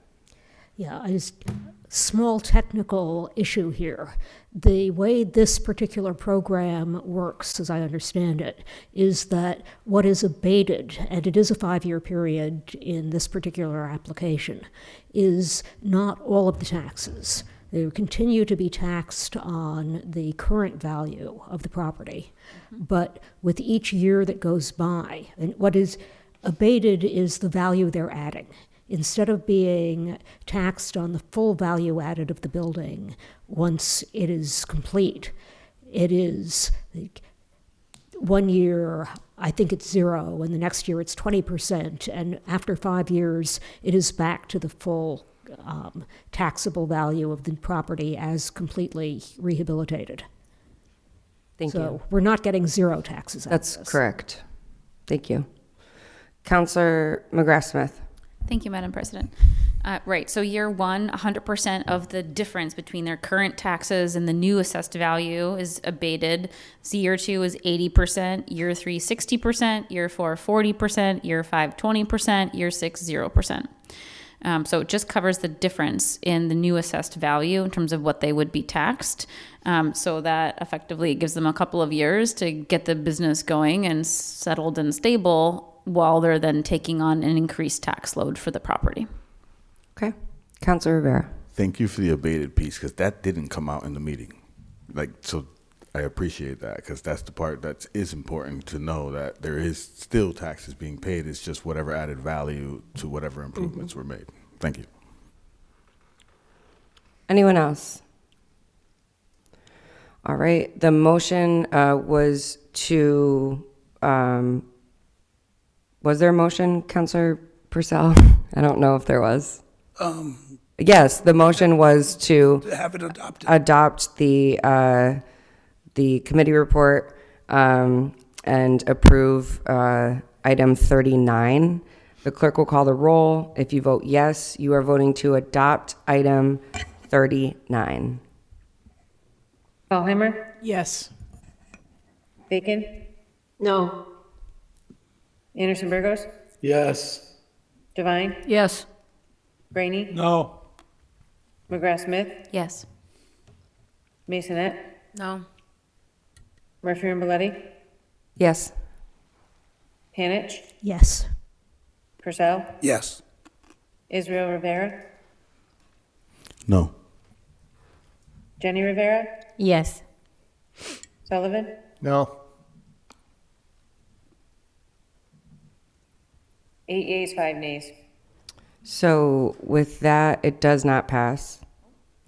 All right. Motion to send back to committee? Second. I would entertain a motion to reconsider our action Second. and send back to committee if that's what you're That's what I hoping for. meant. Okay. Thank you. That was seconded. All those in favor? Aye. Aye. Any opposed? So moved. It will be sent back to committee. Item 40 is the Committee on Development Government Relations, to whom was referred an order that the sale of 106 Pine Street to Alan Schneider or his nominee for $5,800 authorized by the City Council on September 17th, 2025, be amended to reflect that the city will receive $4,800 after payment of $1,000 to the buyer's broker. It was recommended that the order be adopted. Counselor Purcell. We had to bring in Attorney Bissonnette on this one because it's been on the agenda a couple of times. And the reason it made its way back to the agenda is because we wanted, excuse me, we wanted to know why the city was paying a broker's fee. And Attorney Bissonnette came back to us and said that it was, the property itself was sold for $4,800 and the broker's fee was paid by the seller. So the city did not pay it. The total value of the property was $5,800. The city got their $4,800 and the other $1,000 was paid by the seller. Thank you. Is there further, anyone want to add anything? Okay. And the committee recommended that it be adopted. Okay, so I would entertain a motion to adopt item 40, So moved. and there's a second. Second. All right, is there any further discussion? Madam Chair. Oh, sorry, Counselor Graney. Yeah, the math, I need an explanation to the math. Can you speak into the microphone, please? The city only gets 48, whether the broker gets a fee of $1,000 or not, the value of the property, the city doesn't get the full value, correct? Counselor Rivera, you had your hand up? Well, no. Oh, I thought it Not, was. not for that answer. I thought the question was going to. I apologize, I went Counselor ahead. I was let him finish his point there. Go ahead. That was my question, that the city only receives $4,800 if the value of the property, we're still losing $1,000 to the broker's fee. So no, from my understanding of the meeting, that it was kind of like a typo. From what I remember, Mr. Bissonnette stating was that the cost was $4,800. There's no reason why the extra $1,000 was in there. That it was an accident. That the fact that the broker paid that the person paid $1,000 broker fee got into the whole information. Like that should have never happened. It should have just been $4,800 off. All right, thanks for the clarification. That's the clarification that I got from Attorney Bissonnette that night too, Yeah. as well. Anyone want to add anything to that? All right, on the motion to pass item 40 and adopt, the clerk will call the roll. If you vote yes, you are voting to adopt item 40. Dahlheimer, Yes. Bacon, Yes. Anderson Burgos, Yes. Devine, Yes. Brainy, Yes. McGrath Smith, Yes. Masonette, Yes. Murphy and Belletti, Yes. Hanich, Yes. Purcell, Yes. Israel Rivera, Yes. Jenny Rivera, Yes. Sullivan, Yes. unanimous vote. With that, you have passed item 40. Thank you. Item 41 was the Committee on Development Government Relations, to whom was referred a request for consideration of fiscal year 25 and 20 to 26 opioid grant applications, recommended that the committee's allocation recommendations be adopted. Counselor Purcell. So Alicia Zola from the department came in and gave their choices, and the DGNR committee did our votes. We on some of the recommendations for the first one was the mobile telehealth recovery services. We asked for 200,000, and that's what the Board of Health was, so we kept with the 200,000. Another recommendation that the committee made was the wraparound services from the Hampden County Career Center Incorporated, DBA, and this is writing is so small, sorry, Mass Hire Holyoke. Our recommendation was $150,000, I apologize. The other group was the peer support specialist from the Holyoke Medical Center with a recovery coach, and that was, the Board of Health recommendation was $181,000, and our recommendation was $200,000. Our next committee amount was for the Naxalon Access through Tapestry Health for Holyoke harm reduction. The committee requested $200,000. And the services for the People Not in Treatment Center for Human Development, Dwight Street Drop-In Center, was $117,238. And our second to last service was for the services for people not in treatment through the Providence Ministries for the Needy and emergency harm reduction. Our recommendation was $120,000. And to even out the million, we have evidence-based programs through the Greater Holyoke YMCA, the Mental Health First Aid Capacity Building, and that was for $17,762. Thank you. We had a couple of other programs that we decided that one of them was the ambulance. We figured that the fire department has another way of funding for that and getting the funding for that, so we left that off our list. And the other one was the Holyoke Police Department too, and she agreed with us. Alyssa agreed with us about that, and that's our findings. We recommend that be adopted by the council. All right.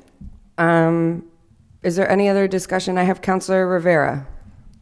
I just wanted to add to what Councilor Purcell just put out there with regards to the report.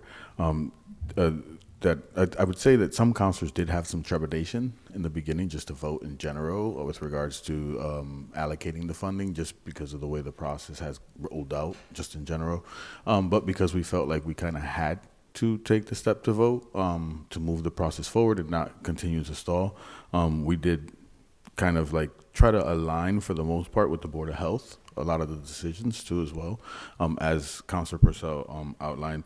I think the thing that I kind of wanted to point out around that, the fire ambulance piece, and I think the other piece is the police, the extra police officer or something. I think they, according to the guidelines, they weren't really sure if the money can be spent in that way. So it made it easier for us to make the decision to not move forward with that, as Councilor Purcell said.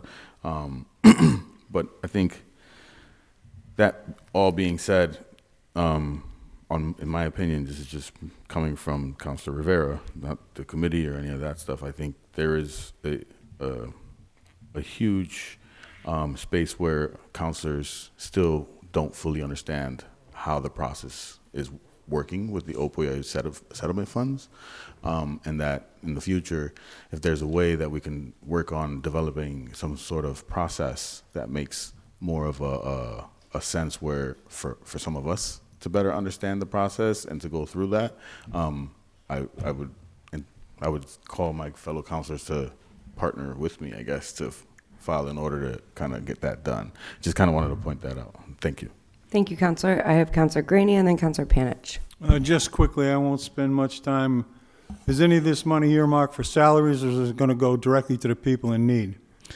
So my understanding, most of it is salaries that will provide services to the people in need. I agree with you, Mr. Graney. I feel like if it was me, I'd be wanting to give the checks and the money to the people that really need it first. Absolutely. Because that's the style. I'm formerly incarcerated, so I'm with that. I'm not about paying somebody at the top all the money just to provide services. But the reality is the services are really needed in the community. And right now, this is what we have, and we have to work with what we have at the moment and try to build out to wherever we want to be as a community. Thank you. Counselor Egan? Okay. I have Counselor Panich. Thank you, Madam President. I want to just second a lot of what Councilor Rivera and Councilor Graney have just said. I felt that this is a difficult process and it requires considerable expertise, which not all of us actually have, even though we are called upon to make certain decisions here. And also, yes, there is pressure to spend this money. At the same time, we are being given guidance from the Attorney General's office that they're still figuring out what is an allowable use of these funds and what isn't. So, yeah, once again, we did not fund the fire department or the police department's requests because we had indications from the Attorney General that that would not be legal and it would just be kicked right back to us. But I think in the future, if we could work out a process that ensured that we, those of us who don't have the background knowledge, had maybe more information and the people who actually need these services had perhaps earlier opportunities to teach us, we might be in a better position next time. Thank you. Any further discussion? Counselor Purcell. Just real quickly, I really do believe that a lived experience is a lived experience, and that's who suffered the most is the lived experience people. That's all. Thank you. Thank you. So on the motion to adopt the committee report and the recommendations, the clerk will call the roll. If you vote yes, you're voting in favor of these recommendations.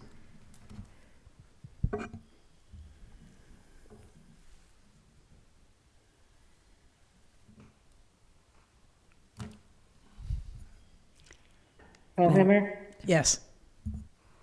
Bacon, Yes. Anderson Burgos, Yes. Devine, Yes. Rainey, Yes. McGrath Smith, Yes.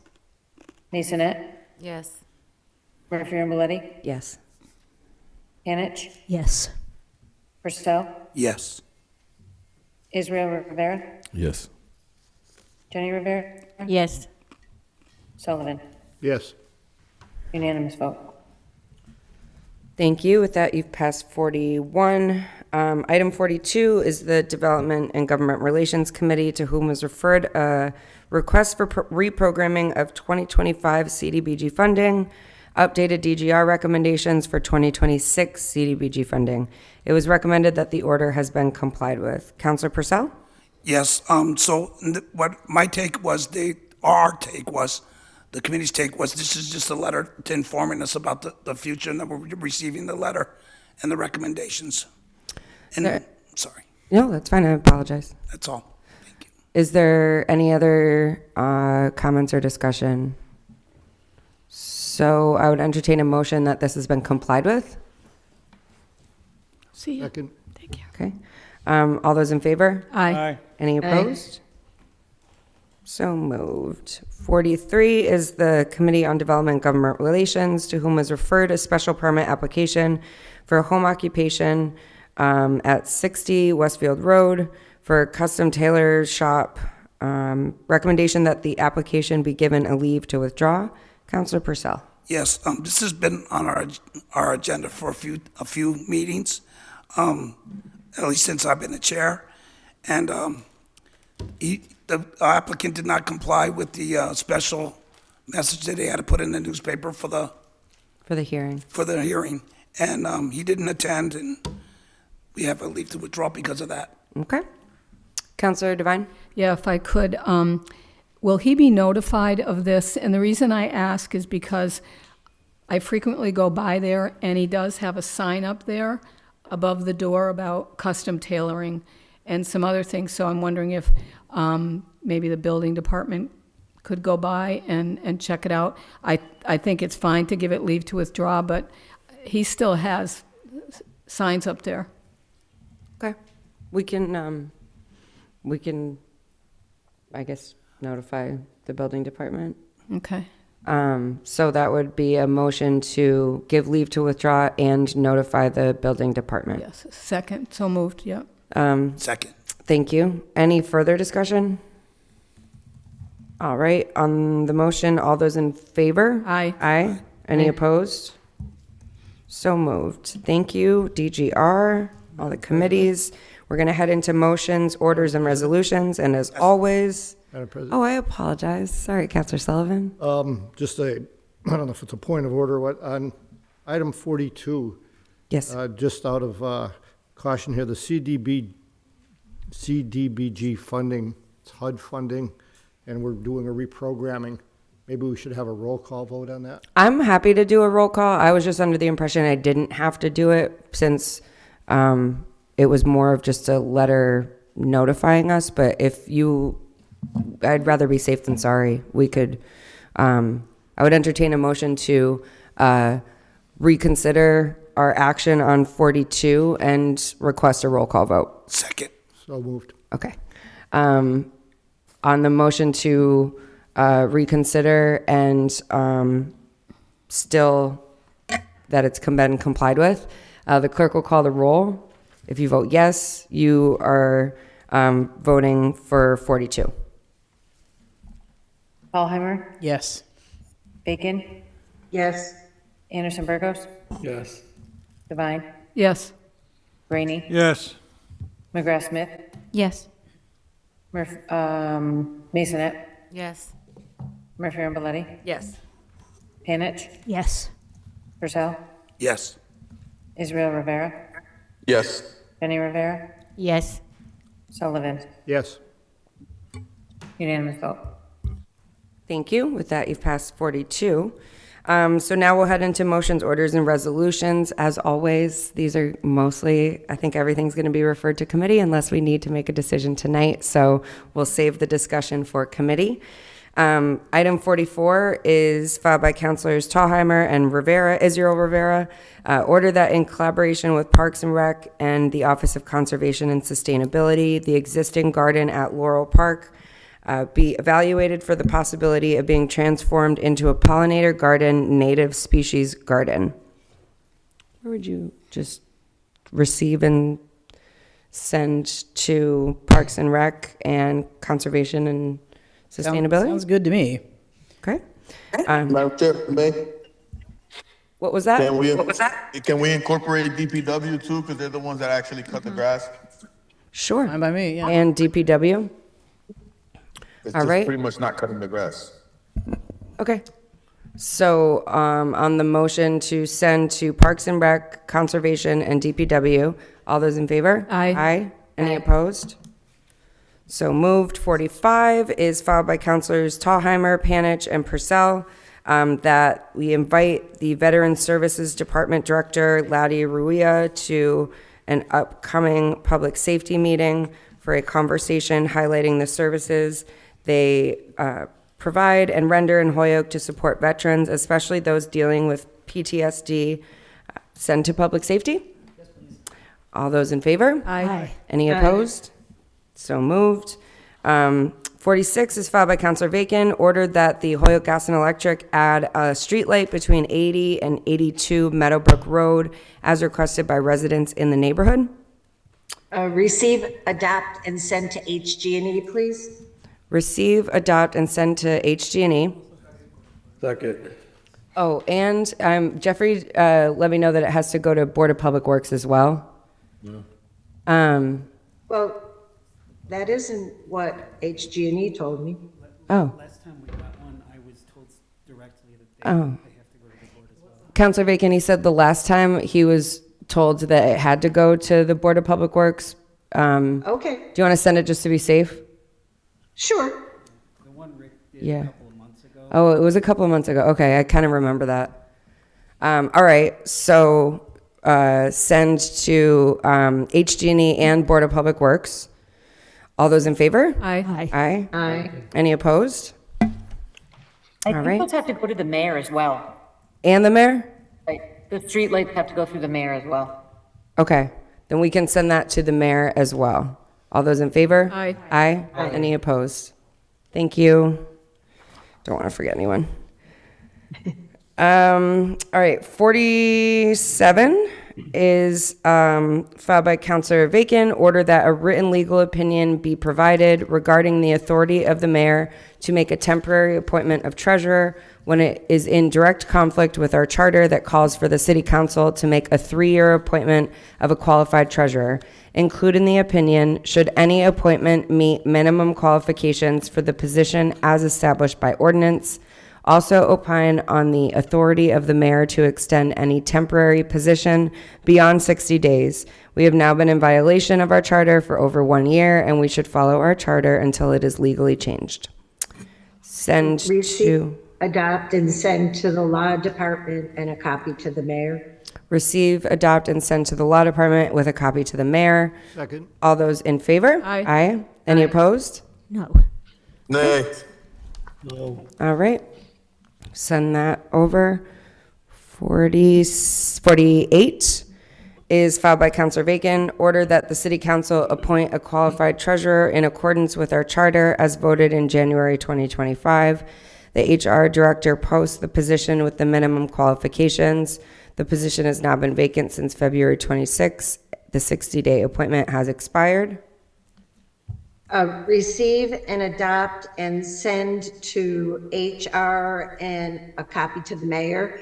And just briefly, I just want to point out, if we had appointed a qualified treasurer when our current interim treasurer had said if the voters voted for the qualified, he would resign, we would be already halfway through the 3-year appointment of a qualified treasurer.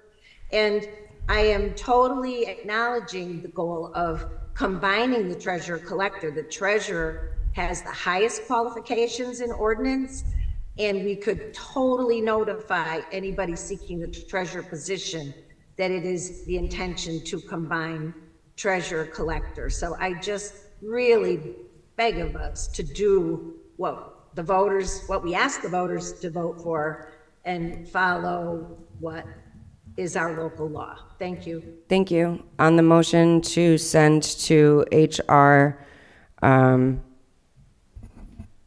with a copy to the mayor.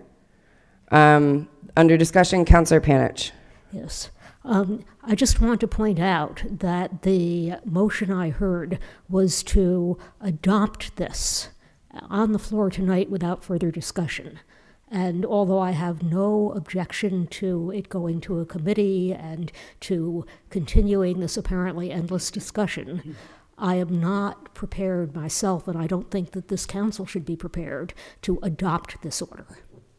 Thank you. Councilor Israel Rivera. Yeah, I was gonna say the same thing, something similar to that, where it's like trying to vote on it right now. I don't necessarily think I would feel comfortable in doing that. I also wanted to add that we are kind of in the process of doing what the voters suggested. It's just people have a different perspective on how to reach that goal. But thank you. Okay. So the motion was to receive, adopt, and send to, the motion was to receive and adopt and send to HR on the motion, what? And the mayor. All those in favor? No. Aye. Those opposed? No. No. So that doesn't move. I would entertain another motion. Motion to send it to charter and rules. Motion is made and seconded to send to charter and rules. All those in favor? Aye. Aye. Any opposed? Okay, sent to charter and rules.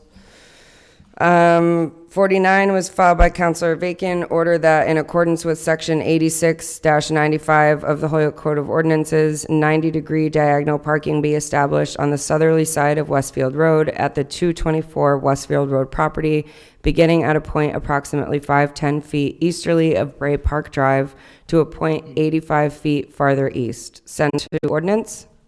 Send to ordinance. This is for the Schermerhorn project. Thank you. All those in favor? Aye. Aye. Any opposed? 50 was filed by Councilor Anderson Burgos, ordered that Anderson Street be added to the street paving list as the poor conditions of the road need to be addressed. Receive, adopt, and copy to DPW, please. Receive, adopt with a copy to DPW. All those in favor? Aye. Aye. Any opposed? 51 was filed by Councilor Anderson Burgos, ordered that the handicap sign in front of 332 Sergeant Street be removed as the resident no longer lives there. Ordinance. Motion to send to ordinance. All those in favor? Aye. Oh, I'm sorry. Could we also send- Counselor Thalheimer. Could we also loop in the Commission on Disability on this? Okay. Thank you. They're not involved? They are, No, they don't. so I was told that they're not, so there's conflicting, They're not. it doesn't matter, whatever. Okay. Councilor Rivera? Yes, my understanding is that when it's a removal, the Disabilities Commission doesn't make a decision, but they do kind of review. They would like to see it and review it just to make sure that. Okay, so just a copy.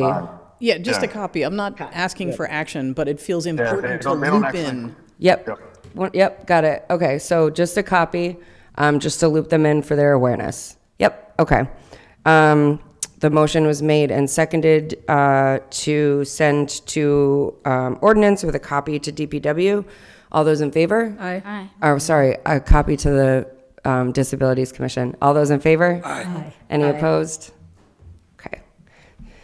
52 is filed by Councilor Devine, ordered that the City Council give a proclamation to the entire DPW staff for their excellent work done during Parade Weekend 2026.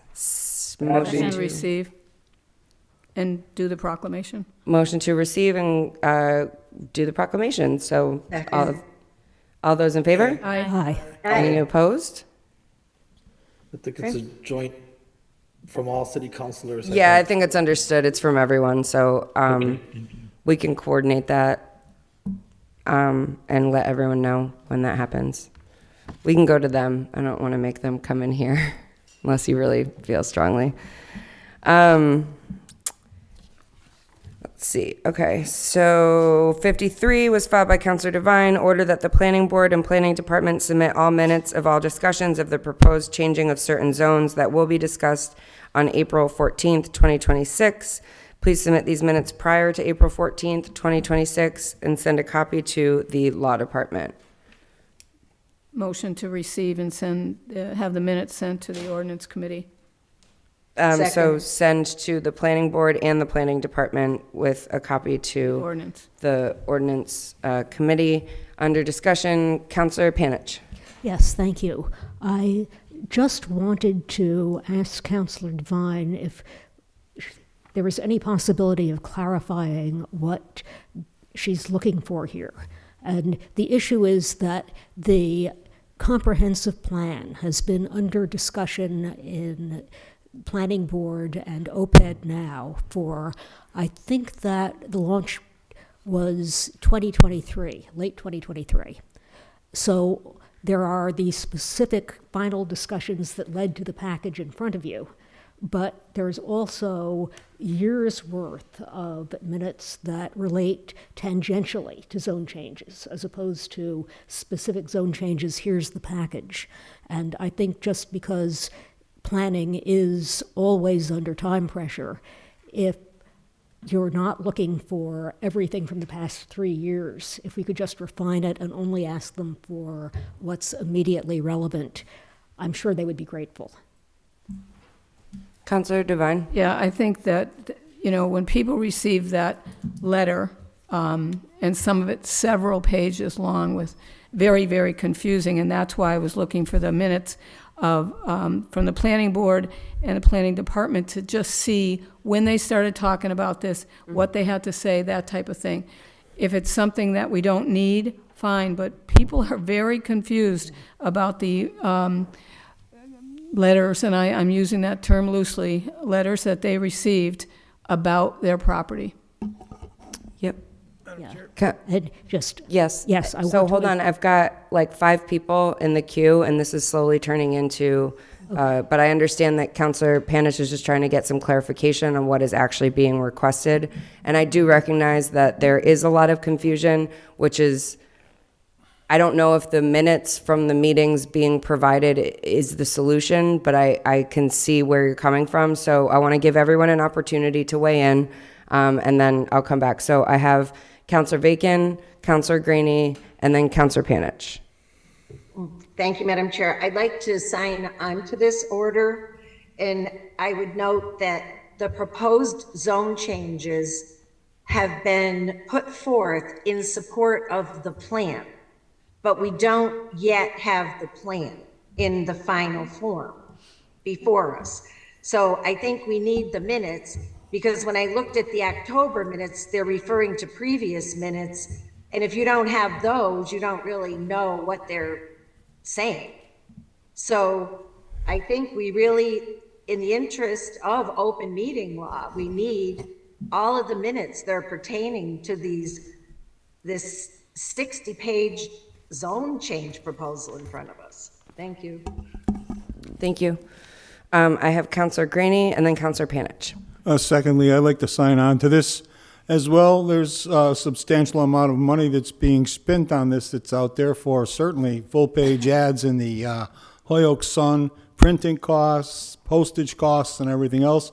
And in the interest of transparency, I'd like to see all the minutes myself, and the public would like to too. Thank you. Thank you. Counselor Panish. I have no, well, I don't want this to turn into a general discussion. I wanted to just acknowledge Councillor Devine's point and thank her for her consideration and move forward. Thank you. If I go on, I will start discussing substance, and nobody wants that. Yes. And I understand where everyone's coming from. Jeffrey also reminded me that the planning board was given a heads up on this last week. So hopefully they can get, I know that a lot of things are already public information and available to folks. So with that, the motion was to send to the planning board and the planning department, and I would argue a copy to the mayor as well, since that's his appointees. So on the motion, all those in favor? Aye. Any Aye. opposed? So moved.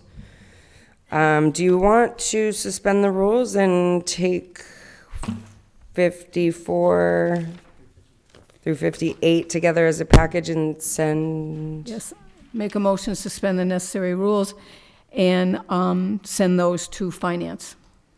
Second.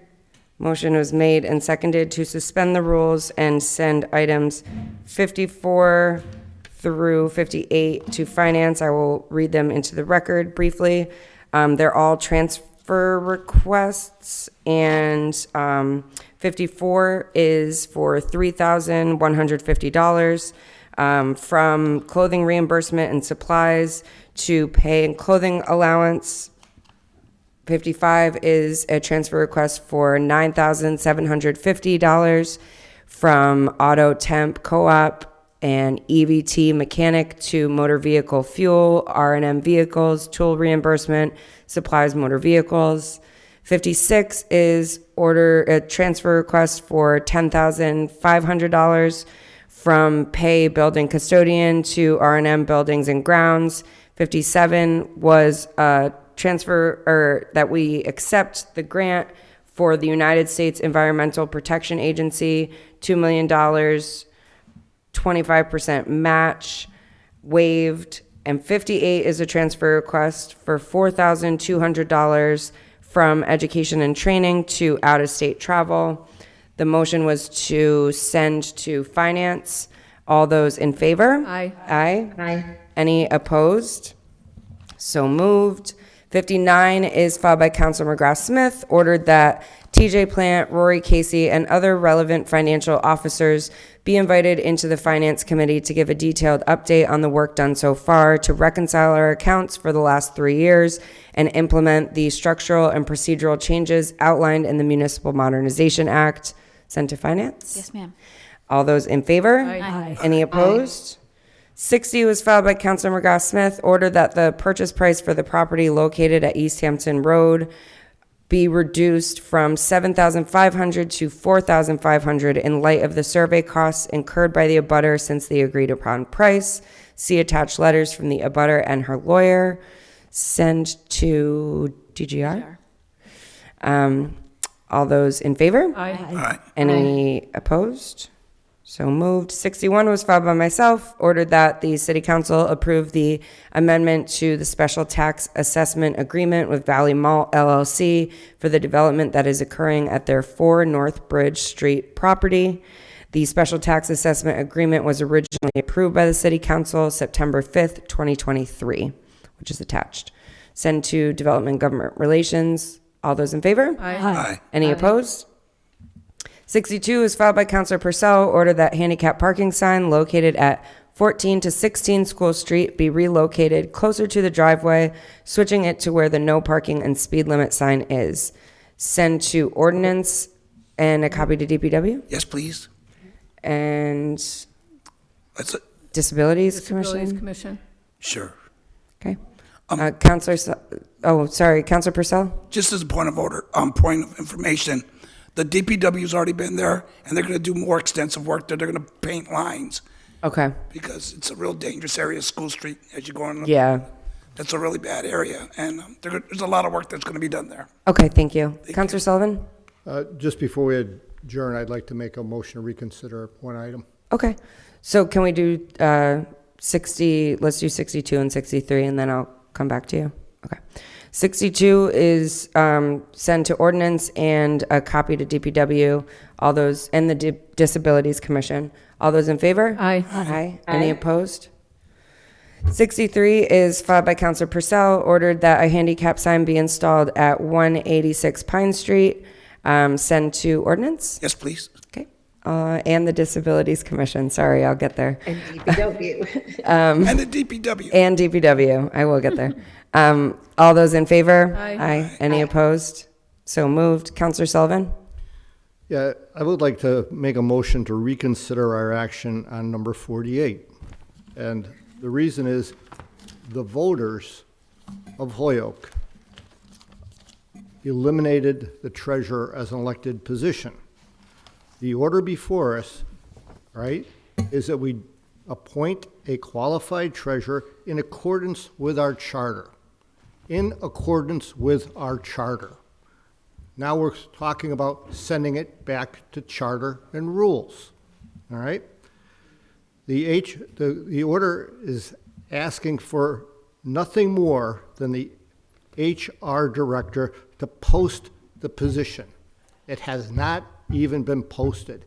It's this body's job to appoint that person, and we haven't even taken the first basic step of getting applications in for us to look at. What I'll are we second sending? that. What are we sending to charter and rules? To obey the charter. It's just a delaying tactic. So my motion is that we reconsider our action and send this to the HR director to post it. We will Second. have our bite at the apple when the applications come in. Second. Motion was made and seconded to reconsider our final action on item 48 and to send the order to our HR director to post the position. Further discussion? All right, on the motion to reconsider our final action for 40. Councilor Rivera has his hand up. I'm sorry, thank you. Councilor Rivera? Yeah, so I guess what I wanted to say is, for me, it's just like, I'm not voting on it to delay anything. And there's other items, like the traffic squad is in the charter too, but we don't have a traffic squad for police. And that's being like, that charter item is being disobeyed too as well. And nobody's doing anything or up in arms about it. I guess for me, it's about actually finding the best process that we can take that is not going to be doing extra work or extra effort for our department heads unnecessarily when later on, not even 6 to 8 months later, you're going to have to do something different or there might be a different position. So for me, it's just like taking it to the Charter and Rules Committee or wherever it's going to have the conversation and include the HR department and ask them why it's not been posted or having all that other stuff. To me, it's not a delay tactic. It's actually just trying to do the work of governance and due diligence. That's the part where I'm at. That's why I voted for that in that direction.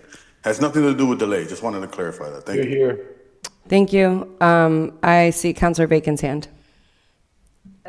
That's okay. We'll just move with the motion.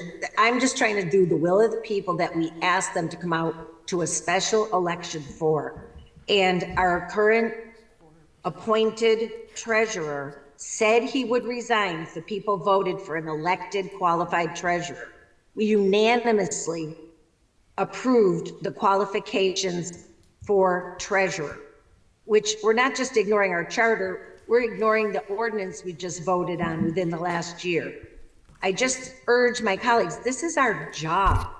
We're representing the citizens and we're supposed to do what they vote. We would have been halfway through the term.